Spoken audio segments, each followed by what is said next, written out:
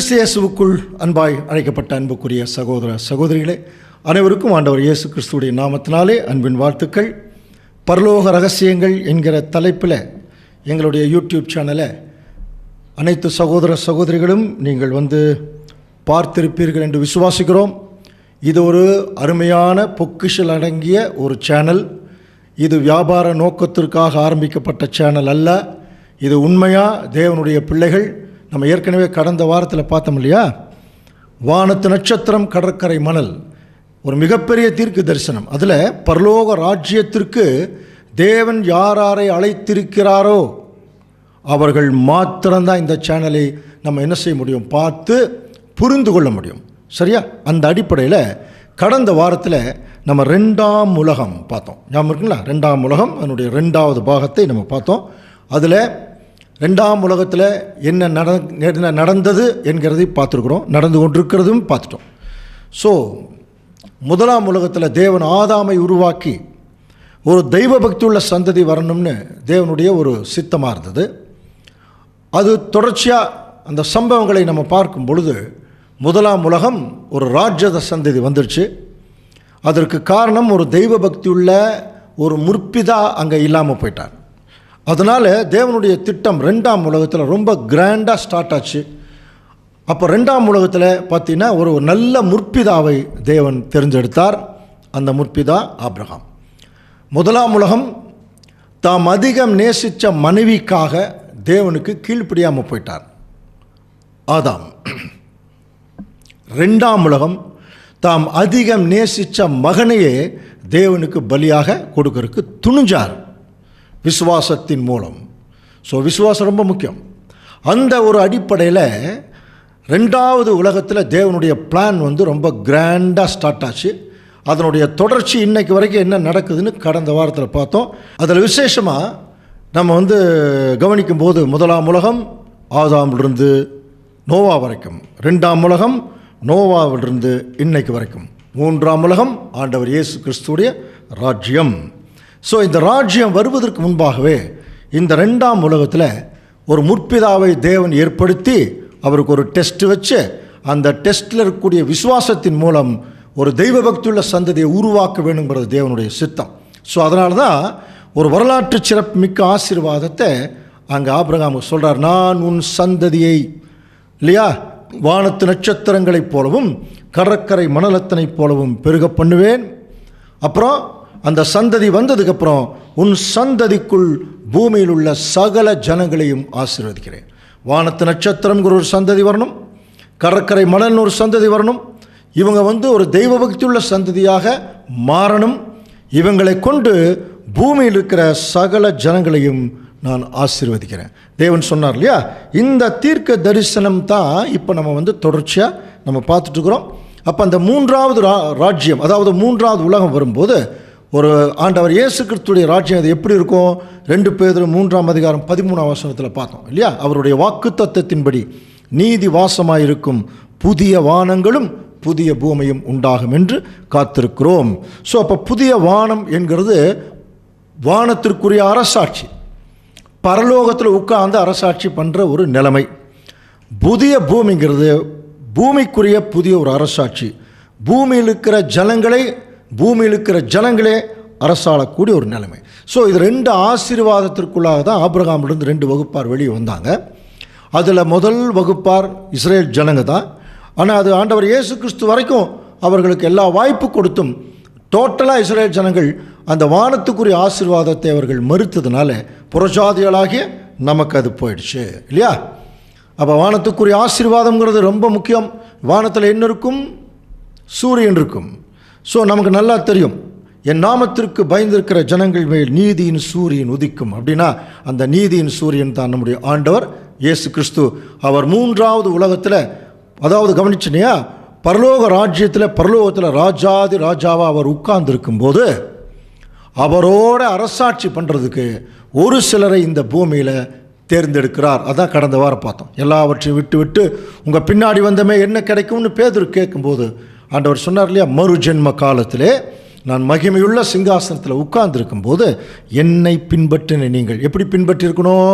ஒருவன் என்னை பின்பற்ற விரும்பினால் அவன் தன்னைத்தான் வெறுத்து தன் சிலுவை எடுத்துட்டு என் பின்னாடி வரணும் சொன்னார் இல்லையா? அந்த மாதிரி கொஞ்ச நாள் சுயநலம் இல்லாமல் இந்த பூமியில் யார் வாழ்ந்து காட்டுகிறார்களோ அவர்கள் தான் கிறிஸ்துவுடைய ராஜ்யத்தில் உலகத்தை அரசாள போகிற ராஜாக்களாக அவர்கள் வருவார்கள். இவர்களை குறித்து தானியேல் 12:3 வாசிக்கலாம். ஞானவான்கள் ஆகாய மண்டலத்தின் ஒளியைப் போலவும் அநேகரை நீதிக்குட்படுத்துகிறவர்கள் நட்சத்திரங்களைப் போலவும் என்றென்றைக்கும் உள்ள சதா காலங்களிலும் பிரகாசிப்பார்கள். அன்புக்குரிய சகோதர சொல்லை கவனிச்சிங்களா? ஞானவான்கள் ஆகாய மண்டலத்தின் ஒளியைப் போலவும், அதுதான் வானத்து நட்சத்திரம். அநேகரை நீதிக்கு உட்படுத்துகிறவர்கள் எப்படி இருப்பாங்க? நட்சத்திரங்களைப் போல. அதனால தான் இன்றைக்கி ஸ்டார்ஸ் ஏதோ ஒரு வகையில் அவங்கள ஃபாலோ பண்ணுறாங்க நிறைய பேர். அந்த மாதிரி ஒட்டுமொத்த உலக ஜனங்களும் தேவனுக்கு கீழ்ப்படிதலுக்குள்ள வர்றதுக்குரிய நடைமுறைகளை, வாழ்க்கையை, கற்பனைகளை கைக்கொள்கிற முறையை இந்த ஸ்டார்கள் மூலம் அவங்க கற்றுக்குவாங்களாம்.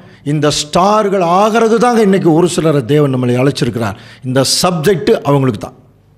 இப்போ நம்ம பார்த்துட்டு இருக்கிற பாடம் அவங்களுக்கு தான். ஸோ இந்த தீர்க்க தரிசனம் நிறைவேறணும்.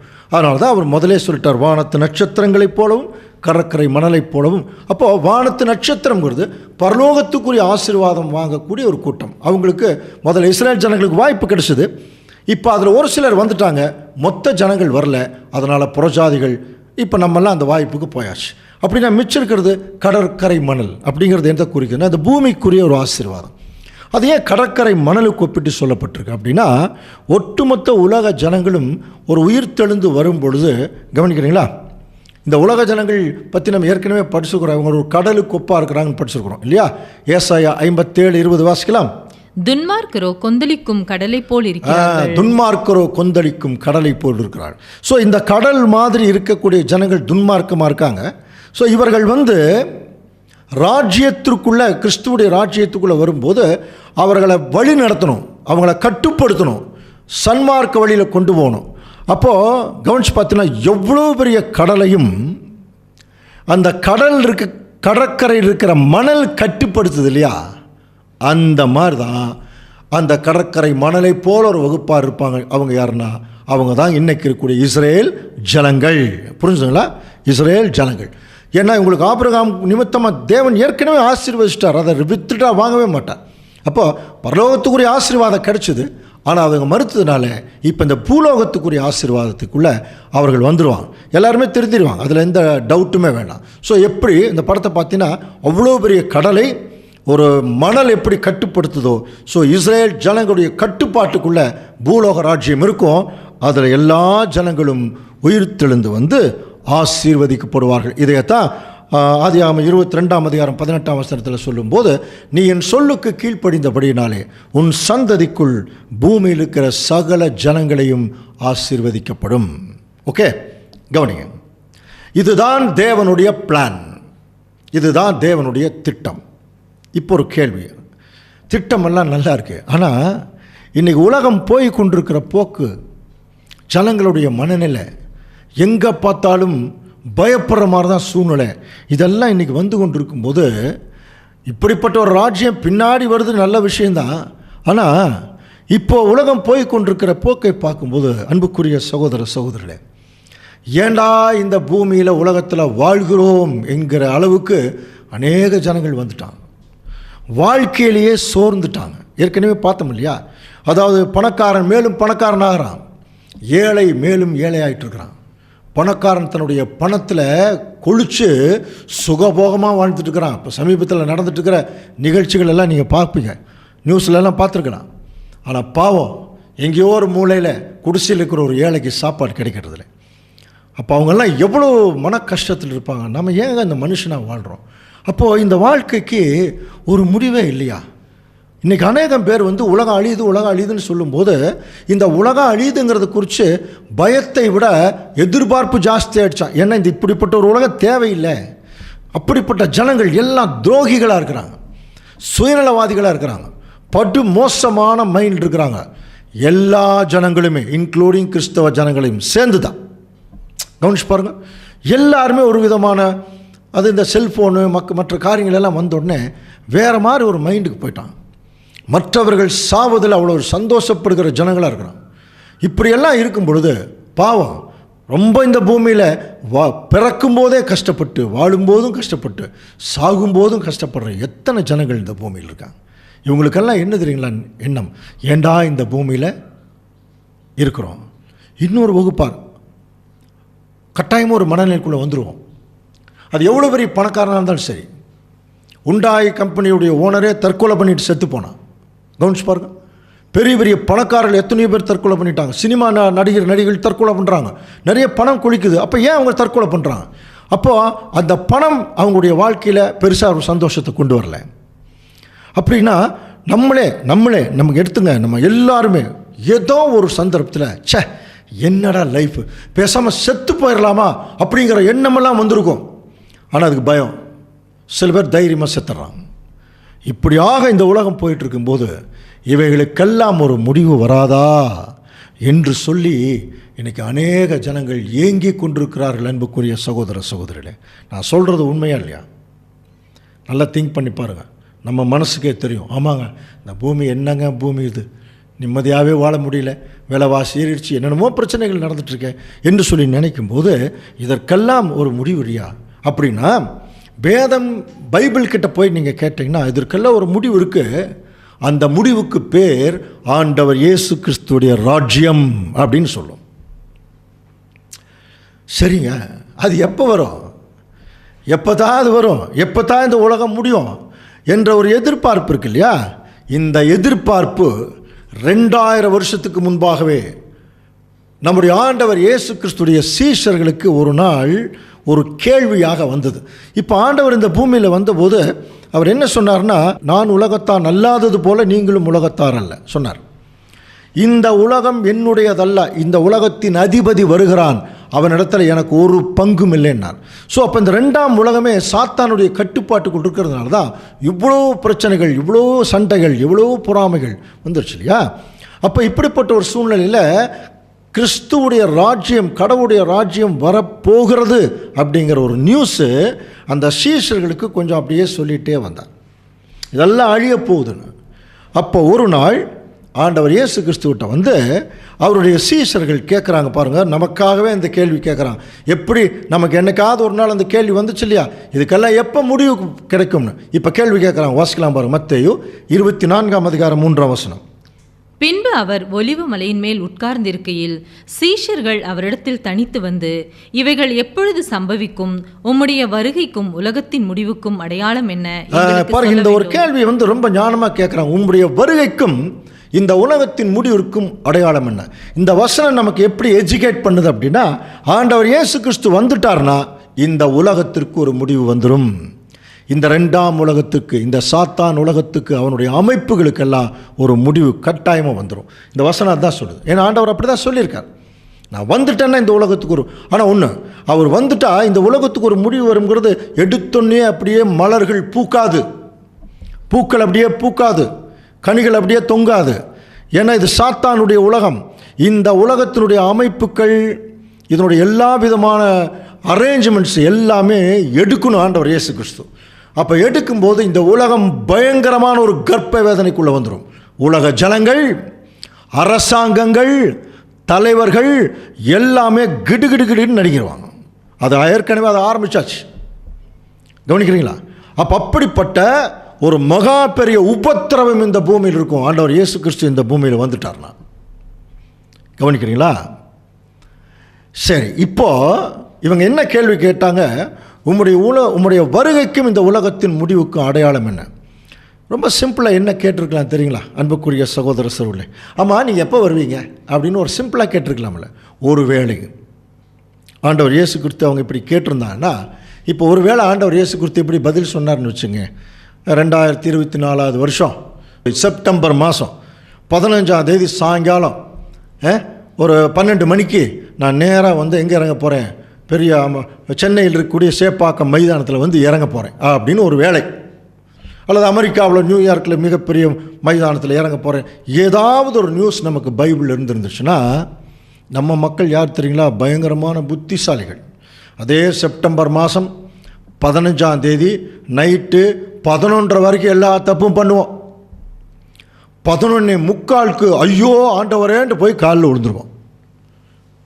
நடிப்பு, புரியுதுங்களா? 11:45 போய் நல்லவங்களாயிடுவோம். ஸோ அப்படி ஆகக்கூடாது.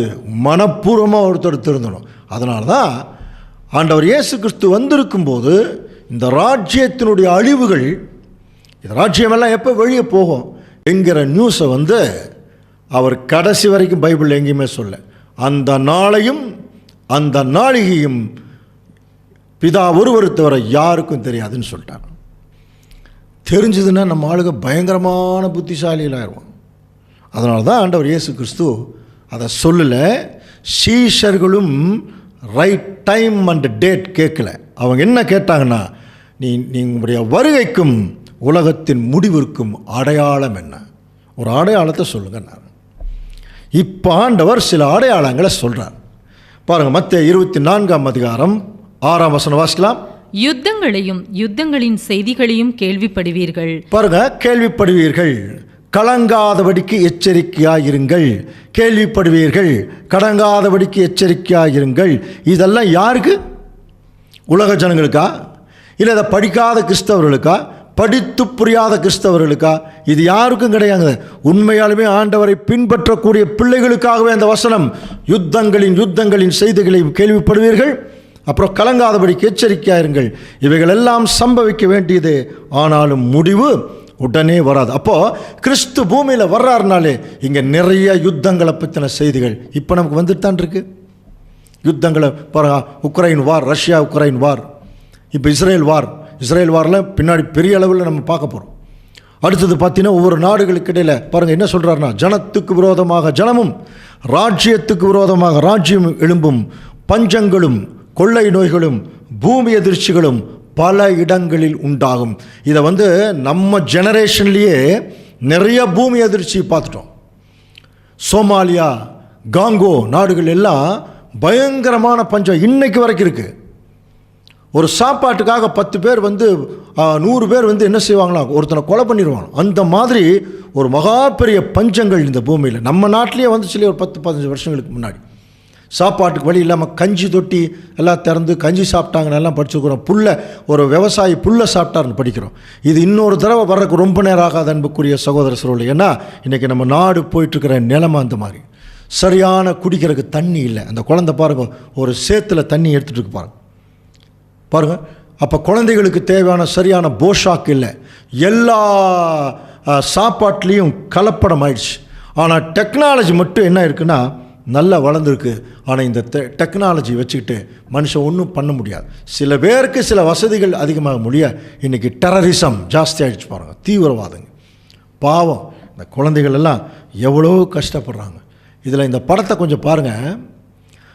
ஒரு பணக்காரன், ஒரு ஏழை ஒரு தூண்டில் மீன் பிடிச்சி அவனுடைய கூடைக்குள்ளே போடுறான்.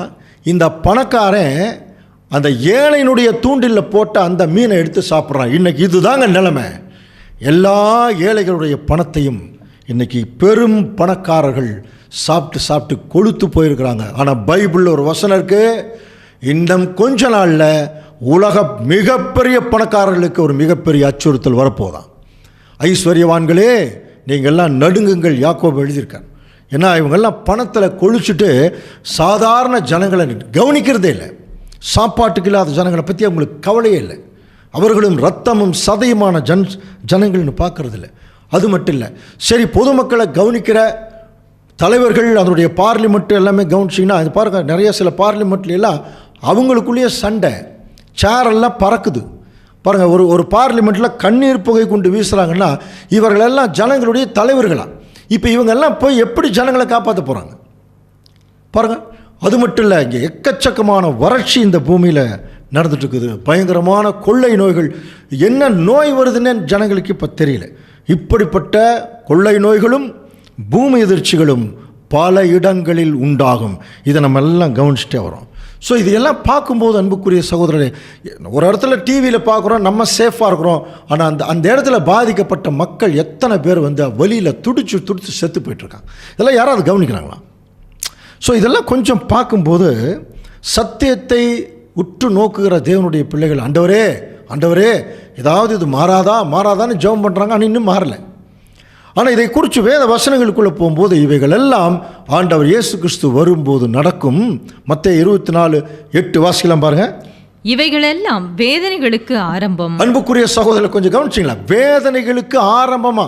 இப்போ நடக்கிற நிகழ்ச்சிகள் எல்லாம் பார்த்தீங்கன்னா இவைகள் வேதனைகளுக்கு ஆரம்பம்னே இப்படி இருந்துச்சுன்னா இதனுடைய முடிவு எப்படி இருக்கும் பாருங்க. இதனுடைய முடிவு எப்படி இருக்கும்? அதனால தான் லூக்கா 21:26 பாருங்க. வானத்தின் சத்துவங்கள் அசைக்கப்படும். கவர்மெண்ட்ஸை பற்றி பேசுகிறார். அதான் நமக்கு மேலே இருக்கிறது. ஆதலால் பூமியின் மேல் வரும் ஆபத்துகளுக்கு பயந்து எதிர்பார்க்கறதுனால மனுஷருடைய இருதயம் சோர்ந்து போயிடும். எல்லாருடைய இருதயம் இன்றைக்கி சோர்ந்து போயிருக்கு. அப்போ இவங்களெல்லாம் இப்போ நடக்கிறத கண்கூட பார்க்குறோம். ஆனால் இதுக்கெல்லாம் ஆண்டவர் பதில் சொல்கிறத பார்க்கும்போது முடிவு உடனே வராது அப்படிங்கிறார். இவைகளுக்கெல்லாம் இப்போ ஆரம்பமே இவ்வளோ டேஞ்சராக இருக்கு. அப்போ முடிவு உடனே வராதுங்கிறார். அப்போ நம்முடைய கேள்வி என்ன? அப்போ முடிவு எப்போ தான் வரும் ஆண்டவரே? அப்போ முடிவு எப்போ தான் வரும்? கவனிக்கிறீங்களா? இப்போ தான் நம்ம சப்ஜெக்டுக்குள்ளே போகிறோம். 3ஆம் உலகம். கவனிக்கிறீங்களா? கடந்த வாரத்தில் பார்த்தோம் இல்லையா? 3ஆம் உலகம் எப்படி இருக்குன்னு பார்க்கலான்னு சொல்லி முடித்தோம் இல்லையா? இப்போ தான் நம்ம என்ன பண்ண போகிறோம்? ஆகிலும் முடிவு உடனே வராது. அப்போ எப்போ வரும்? 3ஆம் உலகம் தான் அதற்கு விடை. அந்த 3ஆம் உலகத்தை பற்றி ஆண்டவர் இயேசு கிறிஸ்து பாருங்க, மத்தேயு 24:14 வாசிக்கலாம். ராஜ்யத்தினுடைய இந்த சுவிசேஷம் பூலோகம் எங்குமுள்ள சகல ஜாதிகளுக்கும் சாட்சியாக பிரசங்கிக்கப்படும். அப்பொழுது முடிவு. எப்போ முடிவு வருமா? இந்த வசனத்தை கொஞ்சம் நல்லா மனப்பாடம் பண்ணிங்க. ராஜ்யத்தினுடைய இந்த சுவிசேஷம் பூலோகம் எங்குமுள்ள சகல ஜாதிகளுக்கும் ஒரு சாட்சியாக பிரசங்கிக்கப்படும். அப்பொழுது முடிவு வரும். இந்த வசனம் 2 பார்ட் எடுக்கலாம். ஒன்று, எல்லா ஜனங்களுக்கும் அப்படிங்கிற அர்த்தம், அல்லது தேவனால் தெரிந்தெடுக்கப்பட்ட ஜனங்கள் பூமியில் எங்கும் பரவி இருக்கிறான். ஆனால் ஒன்று மட்டும் உறுதி, ராஜ்யத்தின் சுவிசேஷமா? அது என்னங்க ராஜ்யத்தின் சுவிசேஷம்? சுவிசேஷம்னா என்ன? நல்ல செய்தி. கவனிக்கிறீங்களா? இது என்ன சொல்ல வரார்? இந்த ராஜ்யத்தின் சுவிசேஷம் எல்லாருக்கும் பிரசங்கிக்கப்படும். அவங்க கேட்டாலும் கேட்கலினாலும், அக்செப்ட் பண்ணாலும் பண்ணலினாலும், அங்கீகரித்தாலும் அங்கீகரிக்க விட்டாலும் அவர்களுக்கு ஏதோ ஒரு செய்தி போய் சேர்ந்துடும். அவ்வளோதான். அந்த செய்தி எப்படி இருக்கிறதுக்கு தேவன் விரும்புகிறார்? ஜனங்கள் விரும்புகிற மாதிரி இருக்கணுமா? அந்த என்ன செய்தினா ராஜ்யத்தின் சுவிசேஷம். அது என்ன ராஜ்யத்தின் சுவிசேஷம்? சுவிசேஷம்னா காஸ்பல்னு அர்த்தம், நல்ல செய்தி. கவனிக்கிறீங்களா? நல்ல செய்தி. அப்போ ராஜ்யத்தின் சுவிசேஷம்னா ராஜ்யத்தினுடைய நல்ல செய்தி. இப்போ கேட்டுக்கொண்டிருக்கிற எல்லா செய்திகளுமே, including newspaper, medias, TV, எல்லாத்துலேயுமே இப்போ நல்ல செய்தியை கேட்டிருக்கோம். யோசனை பண்ணி பாருங்க. எந்த நல்ல செய்தியும் வர்றதில்லை. ஒருத்தருக்கு நல்ல செய்தியாக இருக்கிறது இன்னொருக்கு கெட்ட செய்தியாகிருது. அப்படி தான் இன்றைக்கி இருக்குது செய்திகள். ஆனால் எல்லா உலக ஜனங்களுக்கும் ஒரு நல்ல செய்தி ஒன்று பைபிளில் இருக்கான். அந்த நல்ல செய்தி தான் காஸ்பல். இங்கிலீஷில் கோ அண்ட் ஸ்பெல், அதுதான் காஸ்பல். என்ன சொல்கிறது? போய் ராஜ்யத்தை பற்றி சொல்லணுமா? கவனிக்கிறீங்களா? ராஜ்யத்தின் நல்ல செய்தி. அப்படியா? இதுவரைக்கும் இந்த மாதிரி ஒரு விஷயம் எங்காவது பைபிள் இருக்கா? ஆமாங்க. நம்முடைய ஆண்டவர் இயேசு கிறிஸ்துக்கிட்டே போய் ஜெபம் பண்ண கற்றுக் கொடுங்கள்னு சொல்லும்போது அவர் என்ன சொல்லிக் கொடுத்தார்? படிச்சிருக்கோம் இல்லையா? பரமண்டலங்களில் இருக்கிற எங்கள் பிதாவே, உம்முடைய நாமம் பரிசுத்தப்படுவதாக, உம்முடைய ராஜ்யம் வருவதாக. படிச்சிருக்கோமா இல்லையா? அப்போ அவருடைய ராஜ்யம் வரப்போகிறது 100%. அப்போ அவருடைய ராஜ்யம் இந்த பூமியில் வரணும்னா இங்கே இருக்கிற ராஜ்யம் வெளியே போவதாக, அதான் அர்த்தம் இல்லையா? முதல்ல அவருடைய ராஜ்யம் வருவதாகன்னா இங்கே இருக்கிற ராஜ்யம் வெளியே போவதாக. அப்போ வெளியே போகும்னா இங்கே ஒரு பயங்கரமான உபத்திரம் வரும்.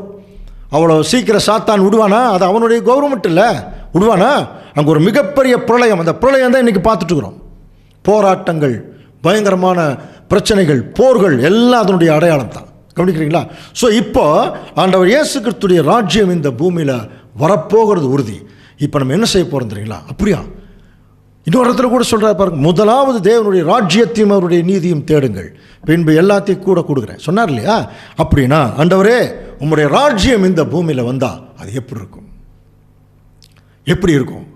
இதெல்லாம் கொஞ்சம் நம்ம என்ன செய்யலாம், உள்ளே போய் பார்க்க போகிறோம். வாங்க, உங்களுடைய மனக்கண்களை திறந்து வச்சுங்க, உங்களுடைய சாதாரண கண்களை மூடி வச்சுங்க, செல்ஃபோன்களை சைலண்ட் மோடில் ஆஃப் பண்ணிவிட்டு இப்போ ராஜ்யத்துக்குள்ளே கொஞ்ச நேரம் உள்ளே போய் காட்ட போகிறோம். நீங்கள் வந்து பாருங்கள் அந்த ராஜ்யம் எப்படி இருக்கும்னு. அதுக்கு முன்னால் ஒரு 2 நிமிஷம் தனியாக உட்காந்து இன்றைக்கி இருக்கிற ராஜ்யங்கள் எப்படி இருக்குன்னு பாருங்கள். இன்றைக்கி இருக்கக்கூடிய கவர்மெண்ட்ஸ் நிலைமைகள் எல்லாம் எப்படி இருக்குன்னு பாருங்கள். இப்போ நம்ம எப்படி உள்ளே போகிறோம்னா ஒரு ஜனரஞ்சகமான அடிப்படையில் ப்ராக்டிக்கலாக பேசலாம். ஆண்டவர் இயேசு கிறிஸ்துவின் ராஜ்யம் இந்த பூமியில் வந்தால் எப்படி இருக்கும். இப்போ உதாரணத்துக்கு ஒரு எலெக்ஷன் வருதுன்னு வைங்களேன். அப்போ எலெக்ஷன் வரும்போது எலெக்ஷனில் வந்து கண்டெஸ்ட் பண்ணுறவங்க ஓட்டு கேட்டு வருவாங்க ஒவ்வொரு தெருவிலையும். அதுக்கப்புறம் வரமாட்டாங்கன்னு வைங்க. அப்படி ஓட்டு கேட்டு வரும்போது ஒரு விவரமாக படித்த ஒருத்தர் என்ன கேட்பார்னா, ஆமாம் நீங்கள் உங்கள் கவர்மெண்ட் வந்தால் என்ன செய்வீங்க எங்களுக்குன்னு கேட்பாங்க. அப்போ அவங்க என்ன செய்வாங்கன்னா, எங்கள் கவர்மெண்ட் வந்தால் நாங்கள் இதெல்லாம் செய்வோம்னு சொல்லி அவங்க என்ன பண்ணுவாங்க, ஒரு தேர்தல் அறிக்கை ஒன்று வச்சுருப்பாங்க. கவனிச்சிங்களா? நாங்கள் கீழே போடுற சாக்கடையெல்லாம் தூக்கி வானத்திலேயே போட போகிறோன்னு சொல்லுவாங்க. என்னென்னவோ சொல்லுவாங்க இல்லைங்களா? நிறைய பொருள் கொடுக்குறேன்னு சொல்லுவாங்க. இப்போ வந்து டிவி கொடுக்குறேன்பாங்க, நாளைக்கு வாஷிங் மிஷினு, அப்புறம் என்ன பண்ணாலும் கட்டல் எல்லாமே கொடுக்குறேன்னு சொல்லுவாங்க. சரி, அவங்க கொடுக்குறாங்களோ கொடுக்கலையோ அது பிரச்சனை இல்லை. ஆனால் சொல்லுவாங்க, அந்த தேர்தல் அறிக்கையில் அது இருக்கும். ஒரு சிலது செய்வாங்க, ஒரு சிலது செய்ய முடியாமல் கூட போயிடலாம். ஆனால் இதே மாதிரி இப்போ நம்ம என்ன செய்யலாம், ஆண்டவர் இயேசு கிறிஸ்துவின் ராஜ்யம் வருதுன்னு அவருடைய வேதத்தில் சொல்லிட்டாருனாலே இப்போ நம்ம என்ன செய்யலாம், ஆண்டவர் கிட்ட போய், ஆண்டவரே உங்கள் ராஜ்யம் வந்தால் இந்த உலகத்துக்கு அல்லது எங்களுக்கு நீங்கள் என்ன செய்ய போகிறீங்க, இப்போ எங்களுக்கு என்ன பிரச்சனைன்னு சொல்லட்டுங்களா? இப்போ நீங்கள் மனசுலேயே வச்சுட்டு உங்கள் பிரச்சனை எல்லாம் சொல்லியிருக்கேன் மைண்டில். இதெல்லாம் பிரச்சனை. பால் வாங்க முடியல, விலைவாசி ஏறிப்போச்சு. ஒரு கேஸ் விலைவாசி ஏறிப்போச்சு. என்னென்னமோ ஏறிப்போச்சு விலை. நம்ம நினச்சதை வாங்க முடியல. அப்படியே வாங்கணுன்னா கூட இஎம்ஐ கட்டணும். இஎம்ஐ கட்ட முடியலன்னு எல்லாம் தூக்கிட்டு போயிடுறாங்க. இப்படியே மன உளைச்சல்லையே நாங்கள் என்ன செய்துட்ருக்குறோம், வாழ்ந்துட்டுருக்குறோம். ஒரு நிம்மதியாகவே இல்லை. அப்படிங்கிற போது உங்களுடைய ராஜ்யம் இந்த பூமியில் வந்தால் எப்படி இருக்கும் கொஞ்சம் சொல்லுங்களேன் அப்படின்னு சொல்லும்போது, தேவன் ஆண்டவர் இயேசு கிறிஸ்து அவருடைய தேர்தல் அறிக்கையை ஏற்கனவே எழுதி வச்சிட்டாருங்க. சாதாரணமாக ஒரு தேர்தல் அறிக்கையில் ஒரு 100 அறிக்கை இருக்கும், அல்லது 10 அறிக்கை, 20 அறிக்கை, 30 அறிக்கையும். இங்கே நமக்கு தேர்தல் அறிக்கை தெரியுங்களா? பாருங்கள், இதுதான் இந்த தேர்தல் அறிக்கை. 31,000 அறிக்கை இருக்குது, 31,000 வசனங்கள். எவ்வளோ நன்மைகள் இருக்கும் பாருங்கள், இல்லையா? இப்போ அதில் ஒரு சிலதை மட்டும்தான் இப்போ உள்ளுக்குள்ளே போய் பார்க்க போகிறேன். இப்போ சில பேர் அந்த தேர்தல் அறிக்கை வாங்கி வச்சுக்கிட்டு அவங்களுடைய ஊருக்குள்ளே ஏதாவது ஒரு குறை இருந்ததுன்னா அதை பார்ப்பாங்க, இதை செய்வாங்களா இல்லையா? அந்த மாதிரி இப்போ நம்மெல்லாம் உலக ஜனங்கள், கிறிஸ்தவ ஜனங்கள், இப்போது நம்ம சுற்றியில் இருக்கிற எல்லா பிரச்சனைகளையும் நம்ம மைண்டில் வச்சுட்டு இப்போ நம்ம தேர்தல் அறிக்கைக்குள்ளே போய் பார்க்கும்போது, முதல்ல கிறிஸ்துவுடைய ராஜ்யம் வரணும் அப்படின்னா வந்துருச்சுன்னா அவர் அரசாட்சி பண்ண போகிறார் உலக ஜனங்களை. அப்படின்னா உலக ஜனங்கள் இருக்கணுமா இல்லையா? இல்லைங்களா? அப்போ இன்றைக்கி இருக்கிற உலகம் எல்லாம் அப்போ கம்ப்ளீட்டாக அழிஞ்சிருச்சு, ஜனங்கள் எல்லாம் அழிஞ்சிட்டாங்க அப்படின்னா, அப்போ 3ஆம் உலகம் வரும்போது அழிந்து போன ஜனங்கள், மரித்து போன ஜனங்கள் அவ்வளோதானா, அவங்களுடைய லைஃப் அப்படியே தானே அப்படின்னு சொல்லும்போது அதுக்கு ஒரு ஆதாரமான ஒரு வசனம் நமக்கு நல்லா தெரியும். இழந்து போனதை தேடவும் ரட்சிக்கவுமே மனுஷகுமாரன் உலகத்தில் வந்தார். அப்போ இந்த பூமியில் மனுஷன் முதல் எண்ணத்தை இழந்து போனான். தேவனோடு இருந்த கான்டாக்ட், ஆசீர்வாதம், அன்பு, கடைசியாக ஜீவன் இழந்துட்டான். அப்போ இதையெல்லாம் திரும்பி மனுஷனுக்கு கொடுக்குறவர் தாங்க கடவுள், அழிக்கிற ஒரு கடவுள் அல்ல, திருப்பி கொடுக்குற ஒரு கடவுள். இப்போ ஆண்டவர் இயேசு கிறிஸ்து பாருங்க என்ன செய்ய போகிறார்னா, அவருடைய ராஜ்யம் வரும்போது செத்தவங்க அத்தனை பேரையும் உயிரோடு எழுப்புறார். இது சத்தியம். வசனம் வாசிக்கலாம், யோவான் 5:28. இதை குறித்து நீங்கள் ஆச்சரியப்பட வேண்டாம், ஏனென்றால் பிரேத குழியிலுள்ள அனைவரும் அவருடைய சத்தத்தை கேட்கும் காலம் வரும். கவனிக்கிறீங்களா அன்புக்குரிய சகோதர சகோதரர்களே? இது யார் கேட்டுக்கொண்டிருந்தாலும் கேட்பவர்களுக்கு இது ஒரு பயங்கரமான, ஆச்சரியமான, சந்தோஷமான சுவிசேஷம். பிரேத குழிகளில் உள்ள அனைவரும் அவருடைய சத்தத்தை கேட்டு எந்திரிச்சு வருவாங்க. அது வரைக்கும் தூங்கிட்டு இருக்கிறாங்க. போன வாரம் கூட பார்த்தோம் இல்லையா, செத்து போனவங்க மாதிரி பேய் பேசுகிறதெல்லாம் கெட்டு போன தேவதூர்களை தவிர செத்து போனவர்கள் அல்ல, அவங்க எல்லாம் கல்லறையில் தான் இருக்காங்க அல்லது காற்று மாதிரி இருக்காங்க. 2 பேர் வந்துடுவாங்க. ஆண்டவர் இயேசு கிறிஸ்து கூப்பிடும்போது இன்னொரு வசனம் கூட வசனம் பாருங்கள், வெளிப்படுத்தல் 20:13 வாசிக்கலாம். சமுத்திரம் தன்னிலுள்ள மரித்தோரை ஒப்புவித்தது, மரணமும் பாதாளமும் தங்களிலுள்ள மரித்தோரை ஒப்புவித்தன, யாவரும் தங்கள் தங்கள் கிரிகளின்படியே நியாய தீர்ப்படைந்தார்கள். பாருங்க, யாவரும் தங்கள் தங்கள் கிரிகளின்படியே நியாய தீர்ப்படைந்தார்கள். இதெல்லாம் வசனம். சமுத்திரம் தன்னுள்ளவைகளை ஒப்புவித்தது, மரணமும் பாதாளமும் தங்களுள்ளவை அப்போ செத்து போனவங்க அத்தனை பேர் உயிரோடு வந்துடுவாங்க. கவனிக்கிறீங்களா? அப்படி உயிரோட வந்தால் தான் அவர்கள் அரசாட்சி பண்ண முடியும். அப்போ முதல் நற்செய்தி, ஒட்டுமொத்த உலக ஜனங்களையும் ஆண்டவர் இயேசு கிறிஸ்து உயிர் தெழுப்பிடுவார். எப்போ? 3ஆம் உலகம், அவருடைய ராஜ்யம். சரி, உயிர் தெழுப்பிட்டு என்ன பண்ண போகிறார் அப்படிங்கிறத கவனிக்கணும்னா, இப்போ இந்த பூமியில் இருக்கிற நிலைமை என்ன அப்படின்னு சொல்லி கவனித்து பார்த்தீங்கன்னா, ப்ராக்டிக்கலாக சொல்லாமல் ப்ராக்டிக்கலாக போனால் தான் உங்களுக்கு புரியும். அன்புக்குரிய சகோதர சகோதரி, இன்றைக்கி கோடான கோடி ஜனங்கள் உலகத்தில் வாழ்ந்துட்டுருக்குறாங்க. இப்போது அவங்க வாழ்ந்துட்டு இருக்கும்போது இன்றைக்கி ஏறக்குறைய 1000 கோடி வந்துருச்சு இல்லையா? 1200 கோடின்னு நினைக்கிறேன், கரெக்டாக தெரியல. ஒரு காலத்தில் 800 கோடின்னு சொன்னாங்க. இப்போ எல்லா நாடுகள்லையுமே ஒரு ஃப்ரஸ்ட்ரேஷன் இருக்கிறது கவனிக்கலாம். பாருங்கள், இப்போது அமெரிக்காவிலேயே பிச்சைக்காரர்கள் ரொம்ப ஜாஸ்தி ஆகிட்டாங்க. லண்டனில் வீடு இல்லாதவங்க ஜாஸ்தி ஆகிட்டாங்களா, நிறைய பேர் அந்த ஷெல்டரில் தான் தங்கியிருக்கிறாங்கனால சில நியூஸஸில் பார்த்தோம். அப்போ பணக்கார நாடுகள்லேயே இப்படி இருந்துச்சுன்னா, சாதாரண டெவலப்பிங் கண்ட்ரிஸ்ன்னு சொல்கிறோம் இல்லையா, முன்னேறி கொண்டிருக்கிற நாடுகள் அல்லது முன்னேறாத நாடுகள், டெவலப்டு கண்ட்ரீஸ்லேயே இவ்வளோ பிரச்சனை. அப்போது என்னென்னா, எவ்வளோ டெக்னாலஜி பெருகினாலும் பொருளாதாரம் இதில் ஏதோ ஒரு பிரச்சனையில் எல்லா நாடுகளும் சிக்கி தவிச்சிட்ருக்கு. இதிலிருந்து மீள முடியாதா? மீள்றதுக்கு ஏதாவது வாய்ப்பு இருக்கா? அப்போ யார் இதிலிருந்து மீள வைக்க முடியும் அப்படிங்கிறது இன்றைக்கி இருக்கிற ஒரே ஒரு ஆப்ஷன். ஜனங்களுக்கு இந்த பிரச்சனையிலிருந்து வெளியே கொண்டு வர்றதுக்கு ஒரே ஆப்ஷன் என்னன்னு பார்த்தீங்கன்னா, கவர்மெண்ட் தான். கவர்மெண்ட் தான் செய்யணும். எந்த ஒரு காரியத்துக்கும் சொல்கிறாங்களே, சில நேரத்தில் ஏதாவது ஒரு அசம்பாவிதம் நடந்துருச்சுன்னா உடனே அவர்கள் ராஜினாமா பண்ணுங்க, அமைச்சர் ராஜினாமா பண்ணுங்க அப்படின்னு என்ன அர்த்தம்? சட்டத்தின்படி ஜனங்களுக்கு நன்மை செய்ய வேண்டியவர்கள் உலகத்தில் இருக்கக்கூடிய தலைவர்கள். இப்போ இந்த தலைவர்கள் என்ன பிரச்சனை ஆயிடுச்சுன்னா, இவர்களுடைய தவறான கொள்கை, கோட்பாடுகள், பேராசை, சுயநலம், இதன் நிமித்தமாக ஜனங்களை என்ன பண்ணுறாங்கன்னா ரொம்ப பாடுபடுத்துகிறாங்க. சில பேர் சொல்லுவாங்க, இது அரசாங்கம் இதுக்காக செய்ய போகிறது. அரசாங்கம் தனியாக ஒரு மிஷனா? இது ஜனங்களும் தலைவர்கள் கொண்டது தாங்க அரசாங்கம். அப்போ இந்த அரசாங்கம்ங்கிறது நம்ம அரசாங்கம் தனியாக ஒரு மிஷின் மாதிரி நினச்சிட்டோமோ ஏமாந்துடக்கூடாது. அரசாங்கத்தில் யார் ஊழியம் செய்கிறார்களோ, யார் தலைவர்களாக இருக்கணும், அவங்க தான் ஜனங்களுக்கு நன்மை செய்யணும். ஆனால் இன்றைக்கி நன்மை செய்யலாமா? நன்மை செய்யலாம். அப்போது ஒரு நாட்டில் இன்றைக்கி என்ன பிரச்சனை ஓடிட்டுருக்கு அப்படின்னு சொல்லி கவனிக்கும் போது, இன்றைக்கி பாருங்கள், எல்லாம் நிறைய பக்கம் எல்லோரும் சொல்கிறது விலைவாசி ஏறிடுச்சுங்க. வருமானத்துக்கு மீறி விலைவாசி அங்கே ஏறிடுச்சுங்க. இந்த விலைவாசி ஏறினதுக்கு என்ன காரணம்? இப்போ நான் ப்ராக்டிக்கலாக சொல்லிட்டு இருக்கிறேன் அன்புக்குரிய சகோதரர்களே, உங்களுக்கு புரியறதுக்கா நிறைய காரணங்கள் இருக்குது. அதில் நம்முடைய சத்தியத்துக்கு புரிகிற மாதிரி ஒரு சில காரியங்கள் சொன்னால் நமக்கு ஈஸியாக புரிஞ்சுக்கலாம். இன்றைக்கி விலைவாசி ஏறினதுக்கு என்ன காரணம் என்னென்னு சொல்லி கவனிச்சிங்கன்னா, ஒரு கவர்மெண்ட் போடுற பட்ஜெட் தான் காரணம். வரவு செலவு கணக்கு போடுறாங்களே ஒரு வருஷத்துக்கு, இந்த வரவு செலவு கணக்கு மட்டும் சரியாக புத்திசாலித்தனமாக நிறைய பொருளாதார நிபுணர்களை கன்சல்ட் பண்ணி இருக்கிற அமௌண்ட் எவ்வளோ கவர்மெண்ட்டில் ஸ்டாக் இருக்குது, எவ்வளோ தங்கம் இருக்குது, இவைகளெல்லாம் கிளியராக ஒரு அசைன் பண்ணி இப்போ ஒரு சிறந்த ஒரு பட்ஜெட்டாக போட்டாங்கன்னா அந்த நாட்டு மக்கள் எல்லாருமே எல்லா வசதிகளோடையும் வாழலாம்.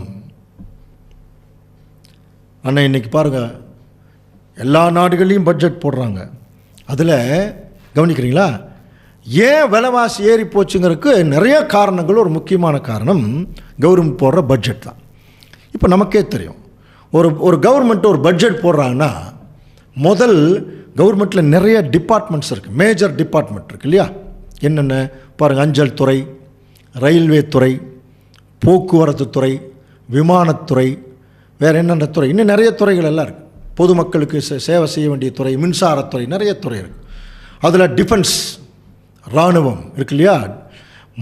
முதல்ல கவர்மெண்ட் ஒரு பட்ஜெட் போடுறாங்கன்னா அதிகமாக இராணுவத்துக்கு தாங்க அதிகமாக ஒதுக்குவாங்க. ஒரு நாட்டினுடைய டோட்டல் அமௌண்ட்டில் ஏறக்குறைய ஒரு 40, 50, 60% இராணுவத்துக்கு தான் போகும். காரணம் நாட்டினுடைய பாதுகாப்பு. கவனிச்சு பார்த்தீங்கன்னா இன்றைக்கி நிறையா இன்றைக்கி நமக்கு வாங்கியிருக்கிற போர் விமானங்கள் எல்லாம் கொஞ்சம் கவனிச்சு பார்த்தீங்கன்னா பாருங்கள், 4742 கோடி. நீர்மூழ்கி கப்பல்கள்லாம் பல ஆயிரம் கோடிகள் மதிப்புள்ளது. 5011 கோடி.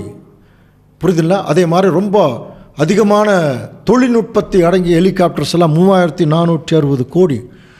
பெரிய பெரிய ஹெலிகாப்டர்ஸ் வாங்கியிருக்கிறாங்க. அதே மாதிரி பீரங்கிகள், ஏவுகணைகளை தாங்கக்கூடிய அந்த ஒரு மெஷின்கள் எல்லாம் கொஞ்சம் கவனிச்சு பாருங்கள். இப்போ நம்ம கார்கில்லையே யுத்தம் வந்தது. கார்கில்ல நிறையா அந்த ஏவுகணைகள் விட்டாங்க. ஸோ ஒரு ஏவுகணையினுடைய விலை 4 லட்சம் வைங்களேன். ஒரு உதாரணத்துக்கு சொல்கிறேன். ஒரு ஏவுகணையினுடைய விலை 4 லட்சம். ஒரு நாளைக்கு 200, 300 ஏவுகணைகள் விட்டால் சொல்லுவாங்க இல்லையா, காசை கரியாக்குறது, அந்த மாதிரி தான். ஆனால் விடாமல் இருக்கவும் முடியாது. ஏன்னா நாட்டினுடைய பாதுகாப்பு ரொம்ப ரொம்ப முக்கியம். அப்போது இவர்களெல்லாம் பல கோடிகள் மதிப்புள்ள, இதெல்லாம் இன்னும் போரே வரல, வார் ப்ராக்டிஸ் பண்ணுறதுக்கு தான் இவ்வளோ பட்ஜெட் ஒதுக்குறாங்க. புரியுதுங்களா? 1 லட்சம் கோடி, 2 லட்சம் கோடி, 5 லட்சம் கோடி ஒதுக்குறாங்க. இதெல்லாம் வார் ப்ராக்டிஸ் பண்ணுறதுக்கு. ஒரு வேளை ஒரு வார், அதாவது போர் ஸ்டார்ட் ஆகிடுச்சுன்னா 3 மடங்கு ஜாஸ்தி ஆகிடும். அத்தனை பணமும் யார் தலையில் தான் விழுகும்னா நம்ம தலையில் தான். கவனிக்கிறீங்களா? அதே மாதிரி தான் துப்பாக்கி தொழிற்சாலை நமக்கு தெரியும். ஆர்டினன்ஸ் ஃபேக்ட்ரி நம்ம திருச்சியிலெல்லாம் இருக்குது. அதில் எல்லாம் பார்த்தீங்கன்னா சில துப்பாக்கிகள் எல்லாம் ஒரு 10 ரவுண்டு சுட்டதுக்கப்புறம் அதனுடைய ஸ்ப்ரிங் சிஸ்டம் எல்லாம் காலி ஆகிடும். மறுபடியும் அது துப்பாக்கிகள் செய்யணும். அதுக்கு 60,000, 70,000 அல்லது 1.5 லட்சம், 2 லட்சம் நிறைய துப்பாக்கிகள். ஸோ இதெல்லாம் எதுக்குன்னு கவனித்து பார்த்தீங்கன்னா, எனக்கு எல்லா நாடுகளும் தங்களுடைய அதிகமான பணத்தை, பட்ஜெட்டை யாருக்கு தான் போடுறாங்கன்னா இராணுவத்துக்கு தான். போடாமல் இருக்க முடியாது. ஏன்னா ஒரு நாட்டினுடைய பாதுகாப்பு ரொம்ப ரொம்ப முக்கியம். இப்போ பொருளாதார நிபுணர்கள் என்ன சொல்ல வர்றாங்க அப்படின்னா, கவனிக்கிறீங்களா? நம்முடைய அமர்தியாசன் என்று சொல்லக்கூடிய பொருளாதாரத்திற்காக நோபல் பிரைஸ் வாங்கினார் ஒருத்தர். அமர்தியாசன் கேள்விப்பட்டிருப்பேன். அவரெல்லாம் நிறைய கருத்துக்கள் சொன்னாங்க. இந்த பட்ஜெட்டெல்லாம் அப்படியே பொதுமக்களுக்கெல்லாம் போச்சுன்னா, ஜவஹர்லால் நேரு கொண்டு வந்த 5 ஆண்டு திட்டங்கள் 4-5 தடவை அங்கே செயல்படுத்திடலாம் நம்ம நாட்டில்.